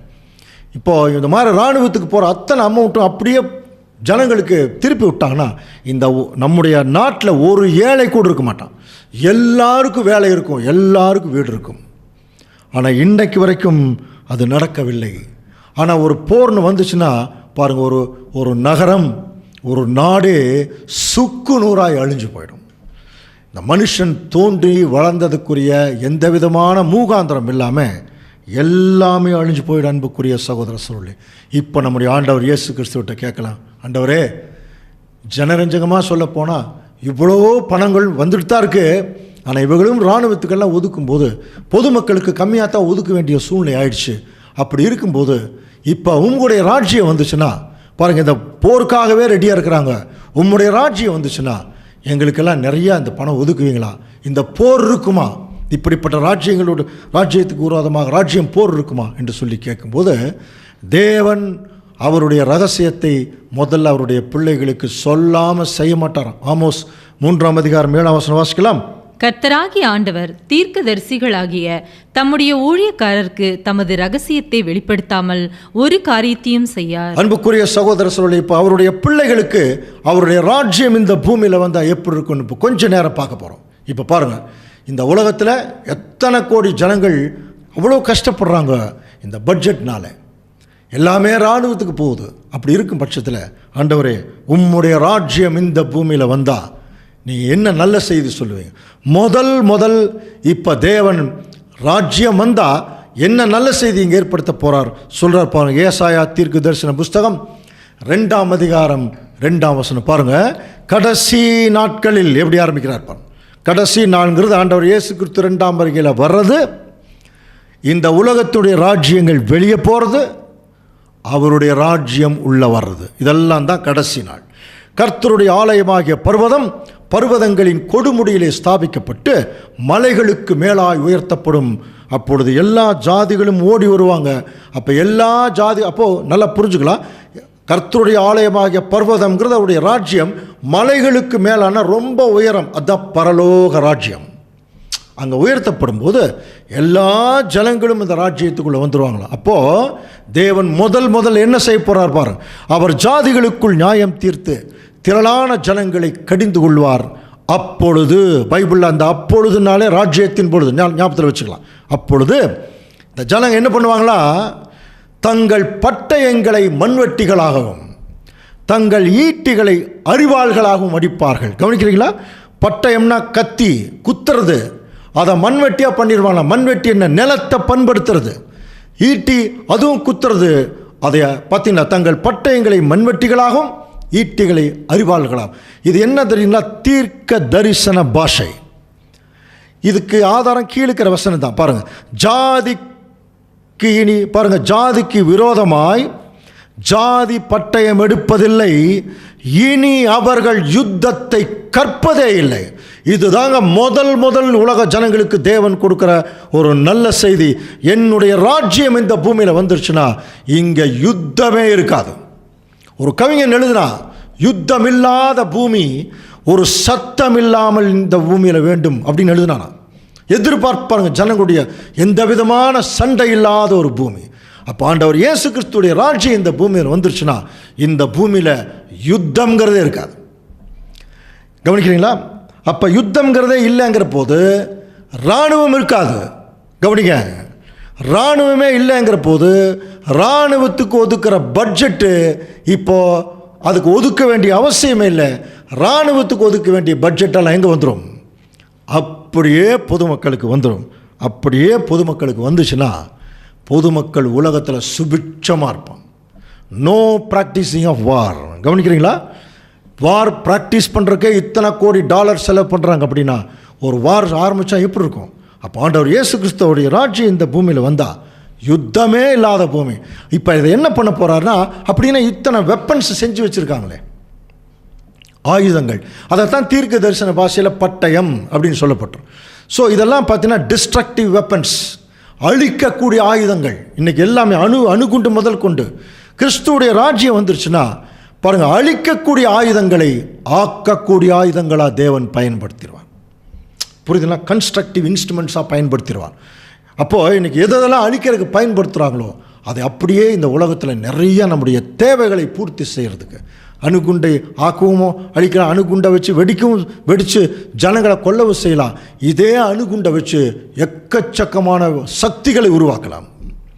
அப்போ தேவன் அந்த நல்ல புத்தியை மனுஷனுக்கு அவர் கொடுத்துட்டார்னா இந்த பூமியில் பார்த்தீங்கன்னா எந்த யுத்தமும் இருக்காது, இராணுவமே இருக்காதுன்னு வச்சுங்களேன். அப்போ இராணுவமே இல்லைன்னா போலீஸ் ஸ்டேஷனுக்கு ஏதாவது வேலை இருக்கா? போலீஸ் ஸ்டேஷன் இந்த பூமியில் இருக்காதான். போலீஸ் ஸ்டேஷன் இந்த பூமியில் இருக்காதுன்னு சொல்கிறதே எவ்வளோ பெரிய நற்செய்தி தெரியுங்களா அன்புக்குரிய சகோதர சகோதரர்களே. போலீஸ் ஸ்டேஷன் இந்த பூமியில் இருக்காதுன்னு சொல்கிறதே எவ்வளோ பெரிய நற்செய்தி. சரி, அப்படி தான் போலீஸ் ஸ்டேஷனில் போய் ஏதாவது ஒரு கம்ப்ளைண்ட் கொடுத்தோம்னு வச்சுங்க, அப்போ ஒரு நீதிமன்றத்துக்கு போய்டுவாங்க. சரி, நீதிமன்றத்துக்கு போனால் அங்கே நீதி கிடைக்குதா என்று சொல்லி ஒரு கேள்வி கேட்டால் நம்முடைய பைபிள் என்ன சொல்லுது பாருங்கள். இன்றைக்கெல்லாம் எப்படி இருக்குது அப்படின்னு கவனித்து பார்க்கும்போது இன்றைக்கே நிறைய பேர் சொல்லுவாங்க, ஒரு சிலருக்கு நீதி கிடைக்குது, ஒரு சிலருக்கு கிடைக்கிறது இல்லை, ஒரு சிலர் நிதி கொடுத்தா நீதி கிடைக்குதுன்னு சொல்கிறாங்க. இதில் எந்த அளவுக்கு உண்மைன்னு நமக்கு தெரியாது. ஆனால் வேதம் என்ன சொல்லுது பாருங்கள். பிரசங்கி 3:16 பின்னும் சூரியனுக்கு கீழே நான் நியாயஸ்தலத்தை கண்டேன், அங்கே அநியாயம் இருந்தது, நீதி ஸ்தலத்தை கண்டேன், அங்கே அநீதி இருந்தது. பார்த்தீங்களா? நியாயஸ்தலத்தை கண்டேன், அங்கே அநியாயம் இருந்தது. எங்கே நியாயம் இருக்க வேண்டிய இடத்துல அநியாயம் இருக்குதா, அதே மாதிரி நீதி இருக்க வேண்டிய இடத்துல என்ன இருக்குது? அநீதி இருக்குது. ஒரு குற்றவாளியை கொண்டு போய் முன்னாடி நிறுத்தினா ஒரு நீதிபதி அவன் குற்றவாளிங்கிறாரு, இன்னொரு நீதிபதி அவன் குற்றவாளி இல்லைன்னு சொன்னார்னா எப்படி இருக்கும்? அப்போது ஜனங்கள் குழம்பிடுவாங்க. இப்போ எது தாங்க உண்மை? இன்றைக்கி அந்த மாதிரி தான் இன்றைக்கி சூழ்நிலை இருந்துருக்கு அன்புக்குரிய சகோதரர். அப்போ ஆண்டவர் இயேசு கிறிஸ்துவிட்டு கேட்கலாம், ஆண்டவரே உம்முடைய ராஜ்யம் இந்த பூமியில் வந்தால் எவ்வளவோ பிரச்சனைகள் இந்த உலக ஜனங்கள் வச்சுருக்காங்க, ஏதாவது ஒரு நல்ல நீதி கிடைக்குமா என்று சொல்லும்போது பாருங்கள், ஏசாயா 11:1 ஈசா எனும் அடிமரத்திலிருந்து ஒரு துளிர் தோன்றி அவன் வேர்களிலிருந்து ஒரு கிளை எழும்பி செழிக்கும் அப்படின்னு சொல்லிட்டு பாருங்க, அவர் தமது கண் கண்டபடி. அந்த முந்தின வசனத்துடைய அர்த்தம் தெரியுமா? ஈசாயின் அடிமரம்ங்கிறது தாவீது. ஆண்டவர் இயேசு கிறிஸ்துவே தாவீதின் சிங்காசனத்தில் உட்கார்வார்னு வசனமெல்லாம் படிச்சிருக்கோம் இல்லையா? ஸோ இது எதை குறிக்குதுன்னா, கிறிஸ்து ராஜாவாக வந்து உட்கார்ந்துருக்கும் போது அவர் தமது கண் கண்டபடி நியாயம் தீர்க்காமலும் காது கேட்டபடி தீர்ப்பு செய்யாமலும். அப்போ இன்றைக்கி தீர்ப்புகள் இப்படி தான் நடக்குதான்.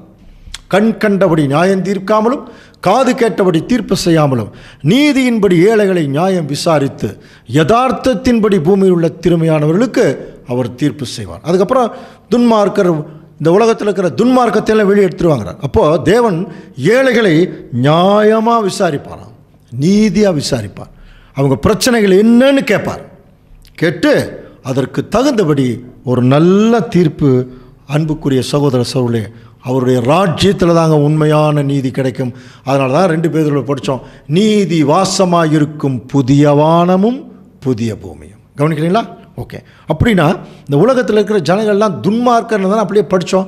அப்போது ராஜ்யத்துக்குள்ளே வந்தால் அவங்க சன்மார்க்கம் ஆகிடுவாங்களா, நல்லவங்களாகிடுவாங்களா, அவங்க எப்படி ஆவாங்க என்பதை குறித்து ஒரு ஜனரஞ்சகமான ஒரு உதாரணம் பாருங்கள். அப்போ ஆண்டவர் இயேசு கிறிஸ்துடைய ராஜ்யம் வந்துட்டாலே அவர் என்னத்தை திருப்பி கொடுக்க போகிறார் தெரியுங்களா? ஆதியில் ஏதேன் தோட்டம் இருந்தில்ல, முதல் உலகத்தில். அதில் ஆதாமும் ஏவாள் மட்டும்தான் இருந்தாங்க, எந்த கவலையும் இல்லாமல். அப்போ முதல் உலகத்தில் அவர்கள் இழந்து போனதை 3ஆம் உலகத்தில் அவருடைய சந்ததிக்கே ஆண்டவர் இயேசு கிறிஸ்து கொடுக்க போகிறார். அப்படி கொடுக்கும்போது ஏதேன் தோட்டத்தில் என்ன நிலைமை இருந்ததோ அந்த மாதிரி தான் இருக்குமா? இப்போ வாசிக்கலாம். ஏசாயா 11ஆம் அதிகாரம் 6ஆம் வசனம். அப்பொழுது ஓநாய் ஆட்டுக்குட்டியோடே தங்கும், புலி வெள்ளாட்டுக்குட்டியோட படுத்துக்கொள்ளும், கன்று குட்டியும் பாலசிங்கமும் காளையும் ஒருமித்திருக்கும், ஒரு சிறு பையன் அவைகளை நடத்துவான். பாருங்க எப்படி சொல்ற. அப்படி ஒரு ராஜ்யம் வந்துருச்சுனாலே ஓநாய் ஆட்டுக்குட்டியோட தங்கும். இது எங்காவது கேள்விப்பட்டிருக்கிறோமா? புலி வெள்ளாட்டுக்குட்டியோட படுத்துக்கொள்ளுமா, கன்று குட்டியும் பாலசிங்கமும் ஒன்னா இருக்குமா. கன்று குட்டி பாலசிங்கம் பக்கத்தில் கன்று குட்டி போச்சுன்னா 5 நிமிஷத்தில் கன்று குட்டி என்ன ஆகிடும்?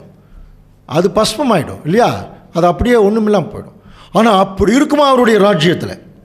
ஒரு சிறு பையன் அவர்களை நடத்துவான். கவனிக்கிறீங்களா?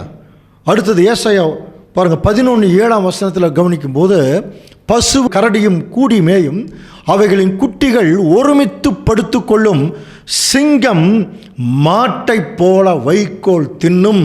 தெளிவாக இருக்க வசனம். சிங்கம் மாட்டை போல வைக்கோல் தின்னும். அதுக்கடுத்து பார்த்தீங்கன்னா 9ஆம் வசனத்தில், என் பரிசுத்த பர்வதம் எங்கும் தீங்கு செய்வாரும் இல்லை. நல்லா புரிஞ்சுனா, பரிசுத்த பர்வதம் அவருடைய ராஜ்யம் முழுவதும் பரிசுத்தமாக இருக்குமா. தீங்கு செய்வாரும் இல்லை, கேடு செய்வாரும் இல்லை. சமுத்திரம் ஜலத்தினாலே நிறைந்திருக்கிற போல பூமி கர்த்தரை அறிகிற அறிவினால் நிறைந்திருக்கும். இதுதான் பிசிக்கலாக அவருடைய ராஜ்யத்தினுடைய ஒரு அமைப்பு. அப்படியே ஒரு பெரிய தோட்டத்தில் சிங்கமும் ஆட்டுக்குட்டியும் ஒன்றா நடந்து போனால் எப்படி இருக்கும்? ஒரு சின்ன பையன் பக்கத்தில் போனால் எப்படி இருக்கும்? இது இமேஜினேஷனுக்கு வேணால் நல்லாயிருக்கும். அன்புக்குரிய சகோதர சகோதரர்களே, இதெல்லாம் நடக்குமா? அதே மாதிரி என்ன சொல்கிறார்? சிங்கம் மாட்டை போல வைக்கோல் தின்னுமா. இந்த வசனத்தை நம்பி, புரியுதுங்களா, வைக்கோலை கொண்டு போய் சிங்கத்து பக்கத்தில் கொண்டு போய் நின்னோம்னா எதை திங்கும்? சிங்கம் வைக்கோல் திங்குமா? இந்த படத்தை பாருங்கள். வைக்கோலை மோந்து தான் பார்க்குது, ஆனால் அது சாப்பிட்றது என்ன? மாம்சத்தை தான் சாப்பிடும் இல்லைங்களா? அன்புக்குரிய சகோதரர்களே, இப்போ ஒரு கேள்வி. நமக்கு நினச்சபடி சிங்கம் எல்லாம் மாடு மாற வைக்கோல்லாம் சாப்பாடாது. அதுக்கு முன்னாடி நம்ம கேள்விப்பட்டதில்லை. ஒரு வேளை இதுக்கு முன்னால் சிங்கமோ புலியோ புல் சாப்பிட்ட மாதிரி எங்கேயாவது நீங்கள் கேள்விப்பட்டிருக்கீங்களா? எங்கேயாவது சிங்கம் வந்து புல்லை சாப்பிடுதுங்க அப்படின்னு சொல்லி? சிங்கத்தை வளர்த்துறாங்க நிறைய பேர். அதெல்லாம் நீங்கள் நிறைய வாட்ஸ்அப்லாம் பார்க்கலாம். ஆனால் வளர்த்துறவங்க கூட சிங்கத்துக்கு எது தான் போடுறாங்க? அந்த ஒரு கறி தான் போடுவாங்க, மாம்சம் தான் போடுவாங்க. புல்லை கொண்டு போய் போட்டால் சாப்பிடாது. அப்போது சிங்கம் மாட்டை போல வைக்கோல் தின்னுங்கிறது இதுக்கு முன்னாடி எங்கேயாவது நடந்திருக்கான்னு சொல்லி பார்த்தீங்கன்னா நடந்திருக்கு. எங்கே தெரியுங்களா? முதல்ல ஆதாமும் ஏவாளும் ஏதேன் தோட்டத்தில் கீழ்ப்படிந்து கொண்டிருந்த வரைக்கும் கவனிச்சு பார்த்தீங்கன்னா சிங்கம் மாட்டை போல வைக்கோல் தாங்க சாப்பிட்ருக்கு. ஆச்சரியமாக இருக்குது பாருங்கள். வாசிக்கலாம். ஆதியாகமம் 1:29. பின்னும் தேவன், இதோ பூமியின் மேல் எங்கும் விதை தரும் சகலவித பூண்டுகளையும் விதை தரும் கனி மரங்களாகிய சகலவித விருட்சங்களையும் உங்களுக்கு கொடுத்தேன், அவைகள் உங்களுக்கு ஆகாரமாய் இருக்க கடவது. இது சாதாரணமாக மக்களுக்கு சொல்லிட்டு அடுத்த வசனம் பாருங்க, 30ஆம் வசனம். பூமியில் உள்ள சகல மிருக ஜீவன்களுக்கும், பார்த்தீங்களா, பூமியில் உள்ள சகல மிருக ஜீவன்களுக்கும், ஆகாயத்தில் உள்ள சகல பறவைகளுக்கும், பூமியின் மேல் ஊறும் பிராணிகளுக்கும், எல்லாவற்றிற்கும் பசுமையான சகல பூண்டுகளையும் ஆகாரமாக கொடுத்தேன், அது அப்படியே ஆயிற்று. புரியுதுங்களா?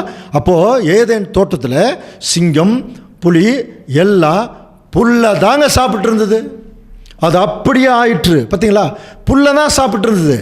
என்னைக்கு ஆதாமும் ஏவாளும் கீழ்ப்படியாமல் போய் அவர்கள் வெளியே போனாங்களோ அப்போவே மிருகங்கள் ரெண்டாக பிரிஞ்சது. வைல்டு அனிமல்ஸ், டொமஸ்டிக் அனிமல்ஸ், காட்டு மிருகங்கள், நாட்டு மிருகங்கள் பிரிஞ்சிருச்சு. என்னைக்கு ஆதாம் கீழ்ப்படியாமல் போனவரை பாருங்கள், எல்லாமே மாறிடுச்சு பாருங்கள் சூழ்நிலையை. சிங்கம் அப்படியே ஆதாமை பார்த்துட்டு யூஸ்லெஸ் ஃபெலோ அப்படின்ட்டு போயிடுச்சு, உங்கூடையெல்லாம் நான் இருக்க மாட்டேன். அன்னையிலிருந்து இன்னைக்கு வரைக்கும் மனுஷனை பார்த்தா பயம். அதனால தாங்க தாக்குறது, சிங்கம்லேருந்து பூலியெல்லாம் யானை வரைக்கும் எல்லாமே என்ன பண்ணுதுன்னா தாக்கி இது சாப்பிட்றதுக்கு முயற்சி பண்ணுது. காரணம் என்ன? அந்த பிரிவு. அப்போ ஆண்டவர் இயேசு கிறிஸ்துடைய ராஜ்யம் வந்துட்டா பாருங்கள், இதே பழைய நிலைமை திரும்பிடுமா, இவ்வளோதான், வேற ஒன்றும் இல்லை. இழந்து போனதை தேடும். அப்போ சிங்கமும் புலியும் மாட்டை போல வைக்கோல் தின்னும். இதுக்கு தேவன் இந்த சிங்கம் அவருடைய ராஜ்யம் வந்துச்சுன்னா இந்த மிருகங்களெல்லாம் கூப்பிட்டு சொல்லுவாராம் பாருங்கள். ஓசியா 2ஆம் அதிகாரம் 18ஆம் வசனத்தில், அக்காலத்திலே நான் அவர்களுக்காக காட்டு மிருகங்களோடும், வசனம் பார்த்தீங்களா, காட்டு மிருகங்களோடும் ஆகாயத்து பறவைகளோடும் பூமியிலே ஊறும் பிராணிகளோடும் ஒரு உடன்படிக்கை பண்ணி வில்லையும் பட்டயத்தையும் யுத்தத்தையும் தேசத்தில் இராதபடிக்கு முறித்து அவர்களை சுகமாய்ப்படுத்தி கொண்டிருக்க பண்ணுவேன். அப்போது நம்ம பாஷையில் சொல்லப்போனால் எல்லா சிங்கங்கள் எல்லாம் கூப்பிட்டு நிற்க வச்சு, இனிமேல் பாருங்கள் நம்ம ஆள் திருந்திட்டாரு, ஆதாம் சந்ததியை திருந்திருச்சு, இப்போ கீழ்ப்படி ஆரம்பிச்சிட்டாங்க, இனி ஒன்றும் பிரச்சனை இல்லை, பயந்துக்காதீங்க, நீங்கள் மறுபடியும் போய் என்ன பண்ணுங்கள், எல்லாம் ஒன்றா இருந்து அந்த பசுமை பிள்ளையெல்லாம் நீங்கள் சாப்பிடுங்க அப்படிங்கிற மாதிரி தேவன் உடன்படிக்கை பண்ணுவாராம். அப்போ எல்லாம் பழைய நிலைமைக்கு என்ன ஆகிடுமா, அப்படியே மாறிடும். இப்போ நம்முடைய கேள்வி, இது ஒரு தீர்க்க தரிசன பாஷை தான், ஆனால் இப்படி தான் நடக்குமானா கட்டாயமாக இப்படி நடக்கும். இதில் என்ன தேவன் சொல்ல வர்றாருன்னா பாருங்கள், வைக்கோல் திங்கிற மிருகங்கள் எல்லாம் எப்படி இருக்குது, எவ்வளோ சாதுவாக இருக்கு இல்லையா? ஆண்டவர் இந்த தீர்க்க தரிசனத்தில் என்ன சொல்ல வர்றாருன்னா பாருங்கள், வைக்கோல் திங்கிற மிருகங்கள் எப்படி சாதுவாக இருக்கோ அந்த மாதிரி மனுஷன் மிருகம் மைண்டிலிருந்து மாறிடுவானா. இப்போவே நம்ம எதாவது சண்டை போட்டால் ஒரு மனைவி கணவனை பார்த்து நீ என்ன மனுஷனா மிருகமா அப்படின்னு கேட்குறாங்க பாருங்கள். ஒரு மிருகம் மாதிரி நடந்துட்டுருக்கேன் சொல்கிறான் பாருங்கள். அந்த மாதிரி மனுஷன் மிருகமாயிட்டான். மனுஷர் தங்களை மிருகங்களைப் போல் இருக்கிறார்கள்னு பிரசங்கி எழுதுகிறார். புரியுதுங்களா? அப்போ மிருகங்களைப் போல் இருக்கிற மனுஷன் இப்போ ரொம்ப சாதுவாயிடுவான். இன்றைக்கெல்லாம் ரோட்டில் போகும்போது திடீர்னு அடித்து கீழே யாரோ அடிச்சிட்டாங்கன்னு கீழே விழுந்துட்டோம்னா கண்ணு மண்ணு தெரியாமல் திட்டிடுறோம். ஐயா உனக்கு அறிவு இருக்கா என்னமோ பயங்கரமாக திட்டிடுறோம். அவங்க யாருன்னே நமக்கு தெரியல இல்லைங்களா? அதான் மிருக குணம். அதே மிருக குணம் எப்படி மாறிடுமா, யாராவது வந்து இடிச்சிட்டா பரவாயில்லைங்க, இன்னும் 2 தடவை இடிச்சிட்டு போங்க, நீங்கள் நம்ம குடும்பம் தானே, அதான் நிமித்தம் நம்ம குடும்பம் தான், இடிங்க அப்படின்னு சொல்கிற அளவுக்கு இருப்பாங்களா ஜனங்கள்? அப்போ எப்படி சாதுவாயிருவாங்க? எல்லாருமே சாதுவாயிட்டா எப்படி இருக்கும்? இந்த உலக ஜனங்கள் எல்லாம் அப்படியே சாதுவாக இருந்தால் எப்படி இருக்கும்? நம்ம ஃபேமிலியிலே சாந்தமாக இருக்கிற வரைக்கும் நல்லா தான் இருக்குது.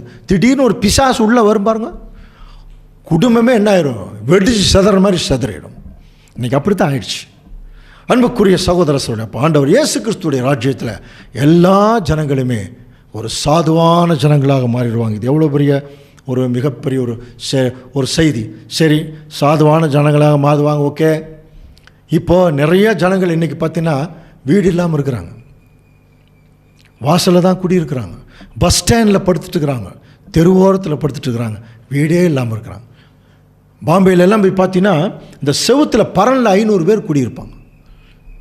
தாராவின்னு ஒரு இடம் உங்களுக்கெல்லாம் கேள்விப்பட்டிருப்பேன்னு நினைக்கிறேன். எங்கே பார்த்தாலும் குடிசைகளாக தான் இருக்கும். அது எங்கே தெரியுங்களா இருக்குது? இன்டர்நேஷ்னல் ஏர்போர்ட் பக்கத்தில் இருக்குது. எல்லா இன்டர்நேஷ்னல் பயணிகளும் கீழே இறங்கும் போது அதை பார்த்துட்டு தான் இறங்குவாங்க, நம்ம இந்தியா எப்படி இருக்குன்னு பார்த்துருவாங்க. அதுலேயே பாருங்கள், அவங்களுக்கெல்லாம் எல்லோரும் வேலைக்கு போனால் கூட ஒரு நல்ல வீடு கிடையாது இல்லையா? அப்போ இவ்வளோ பெரிய பட்ஜெட்டெல்லாம் அங்கே ஒதுக்கும்போது தேவனே இந்த ஜனங்களுக்கெல்லாம் வீடு கொடுப்பீங்களா? இன்றைக்கி நிறைய பேர் வந்து தலைவர்கள்லாம் சொல்கிறாங்க, இத்தனை ஆண்டு 2025க்குள் 45க்குள் உங்களுக்கு வீடு, எல்லாருக்கும் வீடு நல்லா சொல்லுவாங்க. கடைசியில் அந்த தலைவர்கள் அவங்களுடைய ஆட்சி முடிஞ்சதுன்னா அவங்க வேறு வீட்டுக்கு போயிடுவாங்க. இதுதான் நடக்கிறது இல்லையா? ஸோ அப்போ இன்றைக்கி கொஞ்சம் கவனிச்சு பார்த்தீங்கன்னா, தேவனே இப்படிப்பட்ட சூழ்நிலை எத்தனையோ வீடு இல்லாமல் இருக்கிறாங்களே. நிறைய பேர் வாடகை வீட்டில் இருக்கிறாங்க. சொந்த வீடு இல்லையேங்கிற கவலை, சொந்த வீடு இல்லையேங்கிற கவலையில் பெரிய பெரிய கார்ப்பரேட் நிறுவனங்கள் என்ன பண்ணிடுறான், ஆசை காட்டி அவங்கள கடன் உண்டு பண்ணிடுறான். அதுலேயே பாவம் மன உளைச்சலில் போயிடுறாங்க.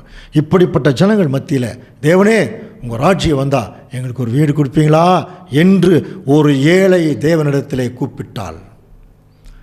ஆண்டவர் இயேசு கிறிஸ்து அந்த ஏழைக்கு சொல்கிற பதில் பாருங்கள். ஏசாயா 65ஆம் அதிகாரம் 21, 22. வீடுகளை கட்டி அவைகளில் குடியிருப்பார்கள், திராட்சை தோட்டங்களை நாட்டி அவைகளின் கனிகளை புசிப்பார்கள். பார்த்தீங்களா? வீடுகளை கட்டி அவைகளில் குடியிருப்பார்கள். இன்றைக்கி நார்மலாக இருக்கிற வீடுகளே இதெல்லாம் ஆக்சுவலி இது 2ஆம் உலக ஒரு ஃபெயிலியர் வேர்ல்டு, சாத்தானுடைய ஒரு ஃபெயிலியர் வேர்ல்டு. இந்த இடத்துலையே எவ்வளோ டிசைன் பாருங்கள், வீடுகளெல்லாம் எவ்வளோ அழகாக கட்டுறாங்க, எவ்வளோ டிசைன் பண்ணுறாங்க பாருங்கள். இதெல்லாம் ஒரு ஃபெயிலியராக இருக்கிற கவர்மெண்ட்டில், ஃபெயிலியராக இருக்கிற சாத்தானுடைய உலகத்திலே இவ்வளோ அழகாக இருந்ததுன்னா, சக்ஸஸ்ஃபுல் வேர்ல்டு ஆண்டவர் இயேசு கிறிஸ்துடைய ராஜ்யம் எவ்வளோ அழகாக இருக்கும் இல்லைங்களா? அது மட்டும் இன்றைக்கெல்லாம் எப்படி இருக்கிறாங்கன்னா, அவர்கள் கட்டுகிறதும் வேறொரு குடியிருக்கிறதும் அவர்கள் நாட்டுகிறதும் வேறொரு கனி புசிப்பதுமாக இருப்பதில்லை. அப்படின்னா புரியுதுங்களா? ஒருத்தர் கட்டுறாங்க, அதில் இன்னொருத்தர் குடியிருக்கிறாங்க. ஒருத்தர் பிரயாசப்படுறாங்க, அதில் யாரோ ஒருத்தர் அதை அந்த சந்தோஷங்கள் எல்லாம் அனுபவிக்கிறாங்க. நிறைய அப்படி தாங்க நடக்குது. யாரோ கஷ்டப்படுவாங்க, சம்பந்தமே இல்லாமல் ஒருத்தர் அதை அனுபவிப்பாங்க. நம்ம சாலமோனுடைய புஸ்தகத்தில் படிக்கலாம், ஒருவன் புக்தி, யுக்தி, நிதானம் ஆகிய 3ஐயும் சேர்த்து ஒரு பொருள் சம்பாதிப்பானான். கடைசியில் அவனுக்கு சம்பந்தமே இல்லாத ஒருத்தனுக்கு அதை கொடுத்துட்டு போயிடுவான். இதுவும் மாயையே அப்படின்னு எழுதியிருக்கார். ஆனால் அவருடைய ராஜ்யத்தில் எல்லா ஜனங்களுக்கும் தேவன் ஒரு வீடை கொடுக்க போகிறார். ஏன்? இராணுவத்துக்கு போகிற பட்ஜெட் திரும்பி எங்கே வந்துடும்? எல்லாருக்கும் கவர்மெண்ட் எல்லாம் உலகத்து ஜனங்களுக்கு வந்துடும். எல்லாத்துக்குமே தேவன் ஒரு வீடு கொடுக்க போகிறார். அப்போ வீடு இல்லாத எல்லாருக்குமே எவ்வளோ பெரிய நற்செய்தி பாருங்க. போர் செஞ்சு கார்கில்ல தன்னுடைய ஃபேமிலியெல்லாம் விட்டுட்டு எப்படா சாவம் நினைக்கக்கூடிய அந்த ஒரு இராணுவ வீரனுக்கு திடீர்னு போய் ஒரு நற்செய்தி, இனிமேல் இந்த உலகத்தில் சண்டையே இல்லைப்பா, நீ உன் ஃபேமிலி பார்க்க போகலாம் அப்படின்னு சொன்னால் அவன் எவ்வளவு சந்தோஷப்படுவான். இதுதாங்க ராஜ்யத்தின் சந்தோஷம், நற்செய்தி. அடுத்தது பார்த்தீங்கன்னா, அப்புறம் ஒருவர் நட்டுகிறதும் ஒருவர் கனி புசிப்பதுமாக இருப்பதில்லை, ஏனெனில் விருட்சத்தின் நாட்களைப் போல என் நாட்கள். அப்படின்னா புரியுதுல, விருட்சத்தின் நாட்கள்ங்கிறது வேற ஒன்றும் இல்லை. ஏதேன் தோட்டத்தில் நிறைய மரங்கள், பழங்கள், எதை பற்றியும் கவலைப்படல. கேஸை பற்றி, குழந்தைகளை ஸ்கூலில் சேர்த்துறதை பற்றி, ரேஷன் கடையை பற்றி, எதை பற்றி கவலை இல்லை. கடைசி ஆதார் கார்டை பற்றி கவலைப்பட வேண்டியதில்லை. அப்படிப்பட்ட ஒரு ராஜ்யம்தான் இந்த பூமியில் வரப்போகுது. எல்லா வசதி வாய்ப்புகளையும் தேவன் அவருடைய பிள்ளைகளுக்கு அவர் கொடுக்குறார். அப்புறம் தாங்கள் தெரிந்து கொண்டவர்கள் தன் கைகளின் கிரியைகளை நெடுநாளாய், புரியுதுங்களா? நம்ம ஏதாவது ஒரு முயற்சி பண்ணோம்னா அந்த முயற்சிக்குரிய பலனை நெடுநாளாய் நான் அனுபவிப்பேன். 10 லட்சம் 50 லட்சம் போட்டு ஒருத்தர் வீடு கட்டி அடுத்த நாள் அதை பிரதிஷ்டை பண்ணுறதுக்கு முந்தின நாளே செத்து போயிடுறாங்க. நிறைய பேர் புலம்புறாங்க குடும்பத்தில், இந்த வீட்டை பார்க்கணுங்க தாங்க அவர் ஆசைப்பட்டார் அப்படிங்கிறாங்க. ஸோ இந்த மாதிரி நிறைய இருக்கு அன்புக்குரிய சகோதரர். எல்லா ஜனங்களுக்கும் அவர் வீடு கொடுக்குறார். அப்புறம் யாருமே பார்த்தீங்கன்னா கஷ்டப்படாமல் எந்த ஒரு நன்மையும் கிடைக்காது. இப்போ இந்த பூமியில் ஒரு முக்கியமான ஒரு வகுப்பாக இருக்கிறாங்க பாருங்கள். கவனிச்சு பார்த்தீங்களா? இவரும் மனுஷர் தானே. பாருங்கள் எவ்வளோ அசிங்கமான ஒரு சாக்கடையை கீழே இறங்கி அவர் சுத்தம் பண்ணுறார். அவரும் மனுஷர் தானே, பாவங்க. இவங்களுக்கெல்லாம் சம்பளம் எவ்வளோ தெரியுமா? மீறி பண்ண இன்னொரு 200 ரூபா கிடைக்கும். புரியுதுங்களா? இவங்களெல்லாம் வழி நடத்துகிற பெரிய பெரிய ஆஃபீஸர்களுக்கு ஒரு நாளைக்கு 2000 ரூபா 3000 ரூபா சம்பளம், 2 லட்ச ரூபா சம்பளம். பாவம் இந்த கூலி தொழிலாளிக்கெல்லாம் சம்பளம் ஒரு 100 ரூபா 200 ரூபாயா. இவ்வளோ கஷ்டப்பட்டு தாங்க இங்கே வேலை செய்கிறாங்க. இவங்களுக்கெல்லாம் தேவன் என்ன நற்செய்தி சொல்ல போகிறார் பாருங்கள். ஏசாயா 65:23.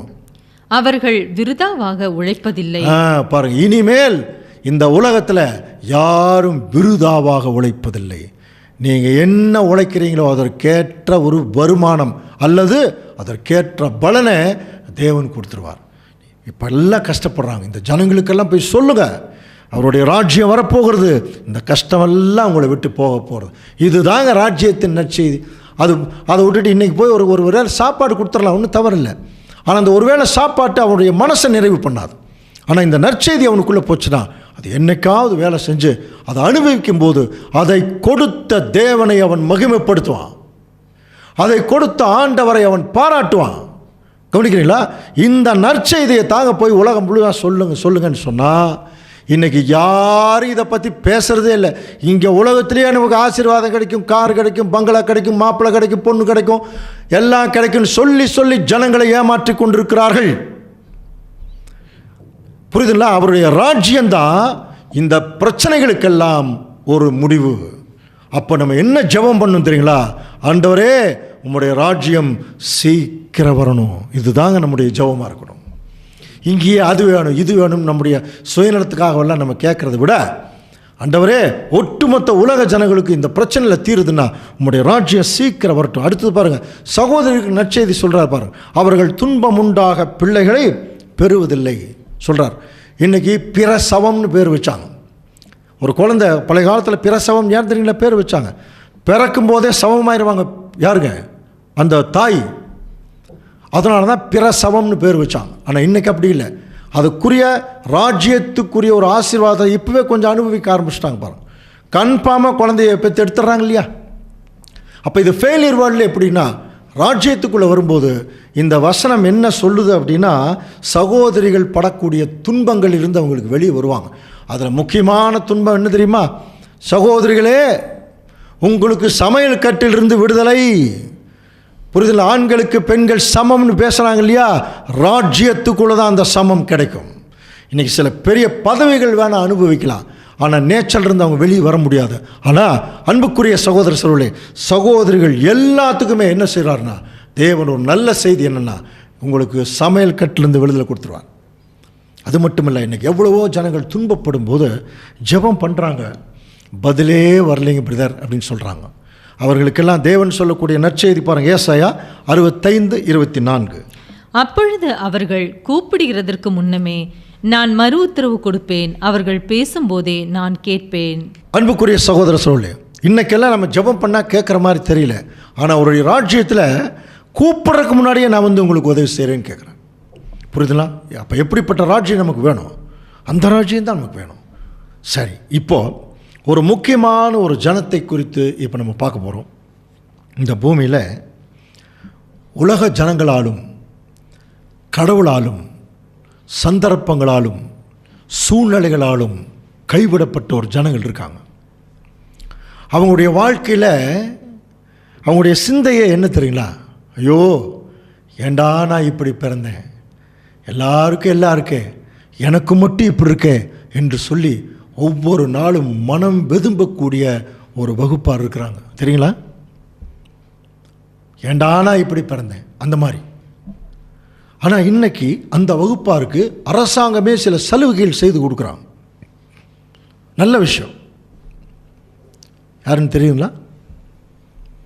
ஆமாங்க, கண்ணில்லாதவங்க, கையில்லாதவங்க, முடமானவங்க, கால் இல்லாதவங்க, நல்லா நடந்துட்டு இருந்து ஆக்சிடெண்ட்டில் கால் போனவங்க, கை போனவங்க, கண்ணு போனவங்க, ஒரு சிலர் பிறவியிலேயே குருடானவங்க. பாவங்க இந்த ஜனங்க. நம்மெல்லாம் 2 கை 2 கால், நல்லா நடக்கிறோம், போகிறோம், பார்க்குறோம்.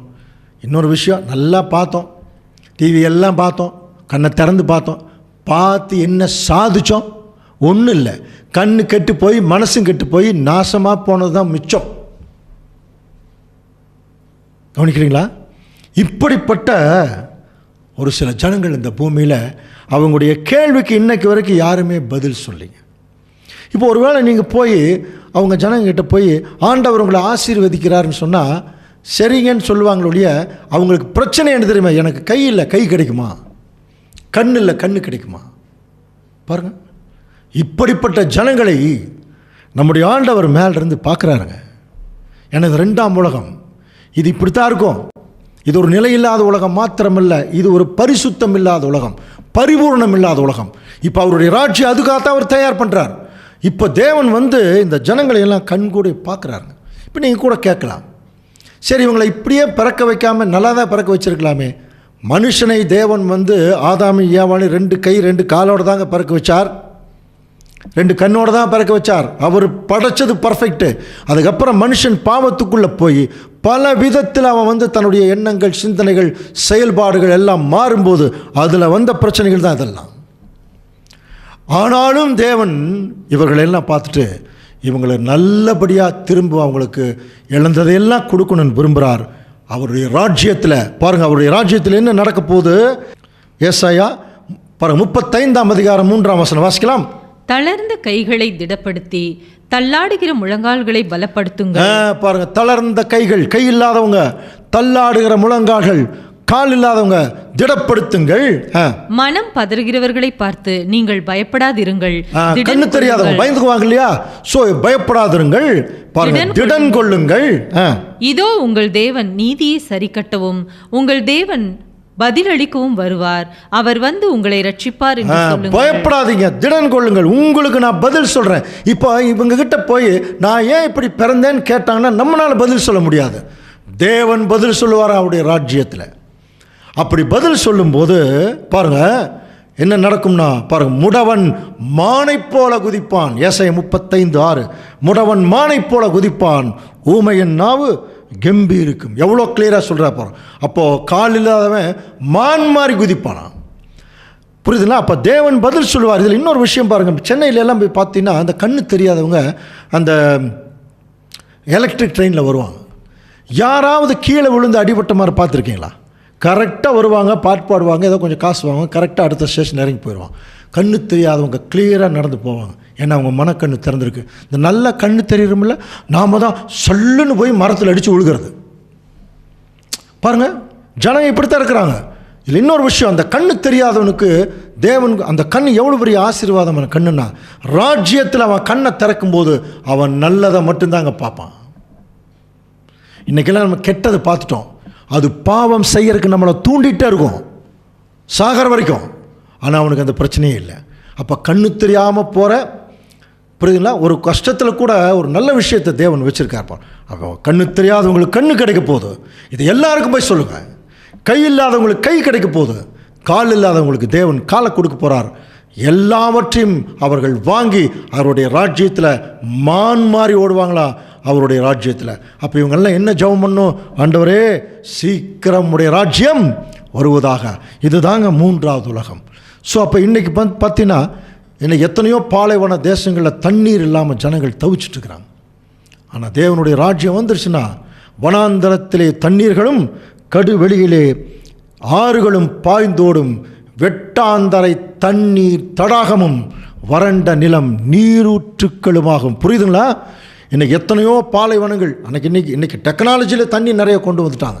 ஆனால் அவருடைய ராஜ்யம் வரும்போது பாருங்கள், வெட்டாந்தரைங்கிறது பெரிய பாலைவனத்திலேயே தேவன் என்ன செஞ்சிருவார்?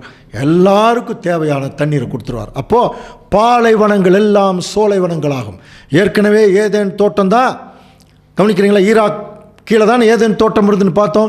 இன்றைக்கி எல்லாம் மரங்கள் எல்லாம் கீழே போய் க்ரூட் ஆயில் ஆகி இப்போ க்ரூட் ஆயில் யூஸ் பண்ண ஆரம்பிச்சிட்டாங்க. க்ரூட் ஆயில் கொஞ்ச நாள் தீந்துடும், மறுபடியும் ஒரு பெரிய ஒரு அழிவு இந்த பூமியை தாக்கும்போது ஒரு அணுகுண்டு தாக்குதலாகவோ இருக்கும்.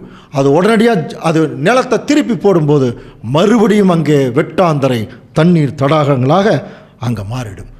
அப்புறம் இன்றைக்கி சாதாரணமாகவே சத்திய வசனத்தை கேட்காத செவிடர்கள் இருக்காங்க, பார்க்காத குருடர்கள் இருக்காங்க. அவருடைய ராஜ்யம் வரும்போது எல்லா ஜனங்களும் என்ன செய்வாங்க பாருங்க. ஏசாயா 29:18. அக்காலத்திலே செவிடர் புஸ்தகத்தின் வசனங்களை கேட்பார்கள், குருடரின் கண்கள் இருளுக்கும் அந்தகாரத்துக்கும் நீங்களாகி பார்வையடையும். பாருங்க, செவிடர், எந்த செவிடர்? சத்தியத்தை கேட்காத செவிடர் எல்லாம் சத்திய வசனங்களை கேட்க ஆரம்பிப்பார்கள். குருடர்கள் எல்லாரும் சத்திய வசனங்களை பார்க்க ஆரம்பிப்பார்கள். ஸோ இப்படியாக அவங்களுடைய எல்லா வகையான குறைபாடுகளையும் தேவன் அங்கே எடுத்துறார். அது மட்டும் இல்லை, இன்றைக்கி என்னென்ன வியாதி வருதுன்னே சொல்ல முடியறது இல்லைங்க.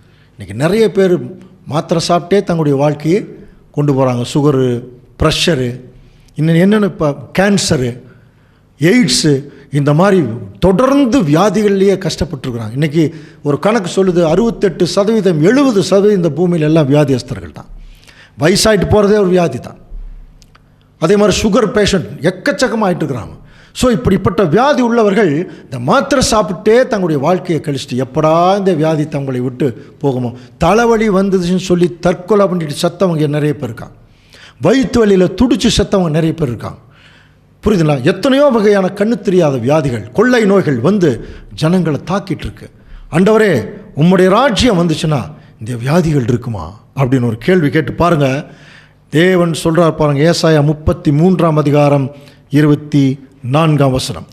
வியாதிப்பட்டிருக்கிறேன் என்று நகரவாசிகள் சொல்வதில்லை, அதில் வாசமாயிருக்கிற ஜனத்தின் அக்கிரமம் மன்னிக்கப்பட்டிருக்கும். வியாதிப்பட்டிருக்கிறேன் என்று நகரவாசி சொல்ல மாட்டானா? ஏன் நகரவாசி பற்றி சொல்கிறோம்?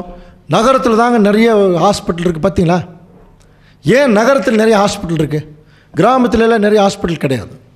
ஏன் நகரத்தில் ஹாஸ்பிட்டல் ஜாஸ்தி இருக்குன்னா அங்கே தான் அக்கிரமம் ஜாஸ்தி இருக்குது. அதனால தான் அங்கே ஹாஸ்பிட்டல் ஜாஸ்தி இருக்குது.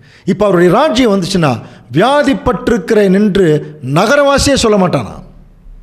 அப்போ கிராமவாசிக்கு சுத்தமாகவே அதை பற்றின அறிவே வேண்டியதில்லை. அப்போது பொதுவாக சொல்லப்போனால் ஆண்டவர் இயேசு கிறிஸ்துடைய ராஜ்யத்தில் எவ்வளோ பெரிய நகரங்கள் ஜனங்கள் இருந்தாலும் அங்கே வியாதி என்பது பார்த்தீங்கன்னா ஒரு துளி கூட இருக்காது.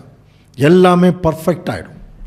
உடலே பர்ஃபெக்ட் ஆகிடும். நம்ம சாப்பிடக்கூடிய சாப்பாடுகள் பர்ஃபெக்ட் ஆகிடும். இன்றைக்கி எல்லாம் கலப்படம், அடல்ட்ரேஷன் எல்லாம் படிக்கிறோம் இல்லையா? நம்ம எல்லாத்துலேயுமே நமக்கு கலப்படம் வந்துருச்சு. தண்ணியிலிருந்து சாப்பிட்றது, பால் இருந்து. ஆனால் அவருடைய ராஜ்யத்தில் எல்லாமே கிளியராக இருக்கும்போது எந்த வியாதியும் இருக்காதுங்க.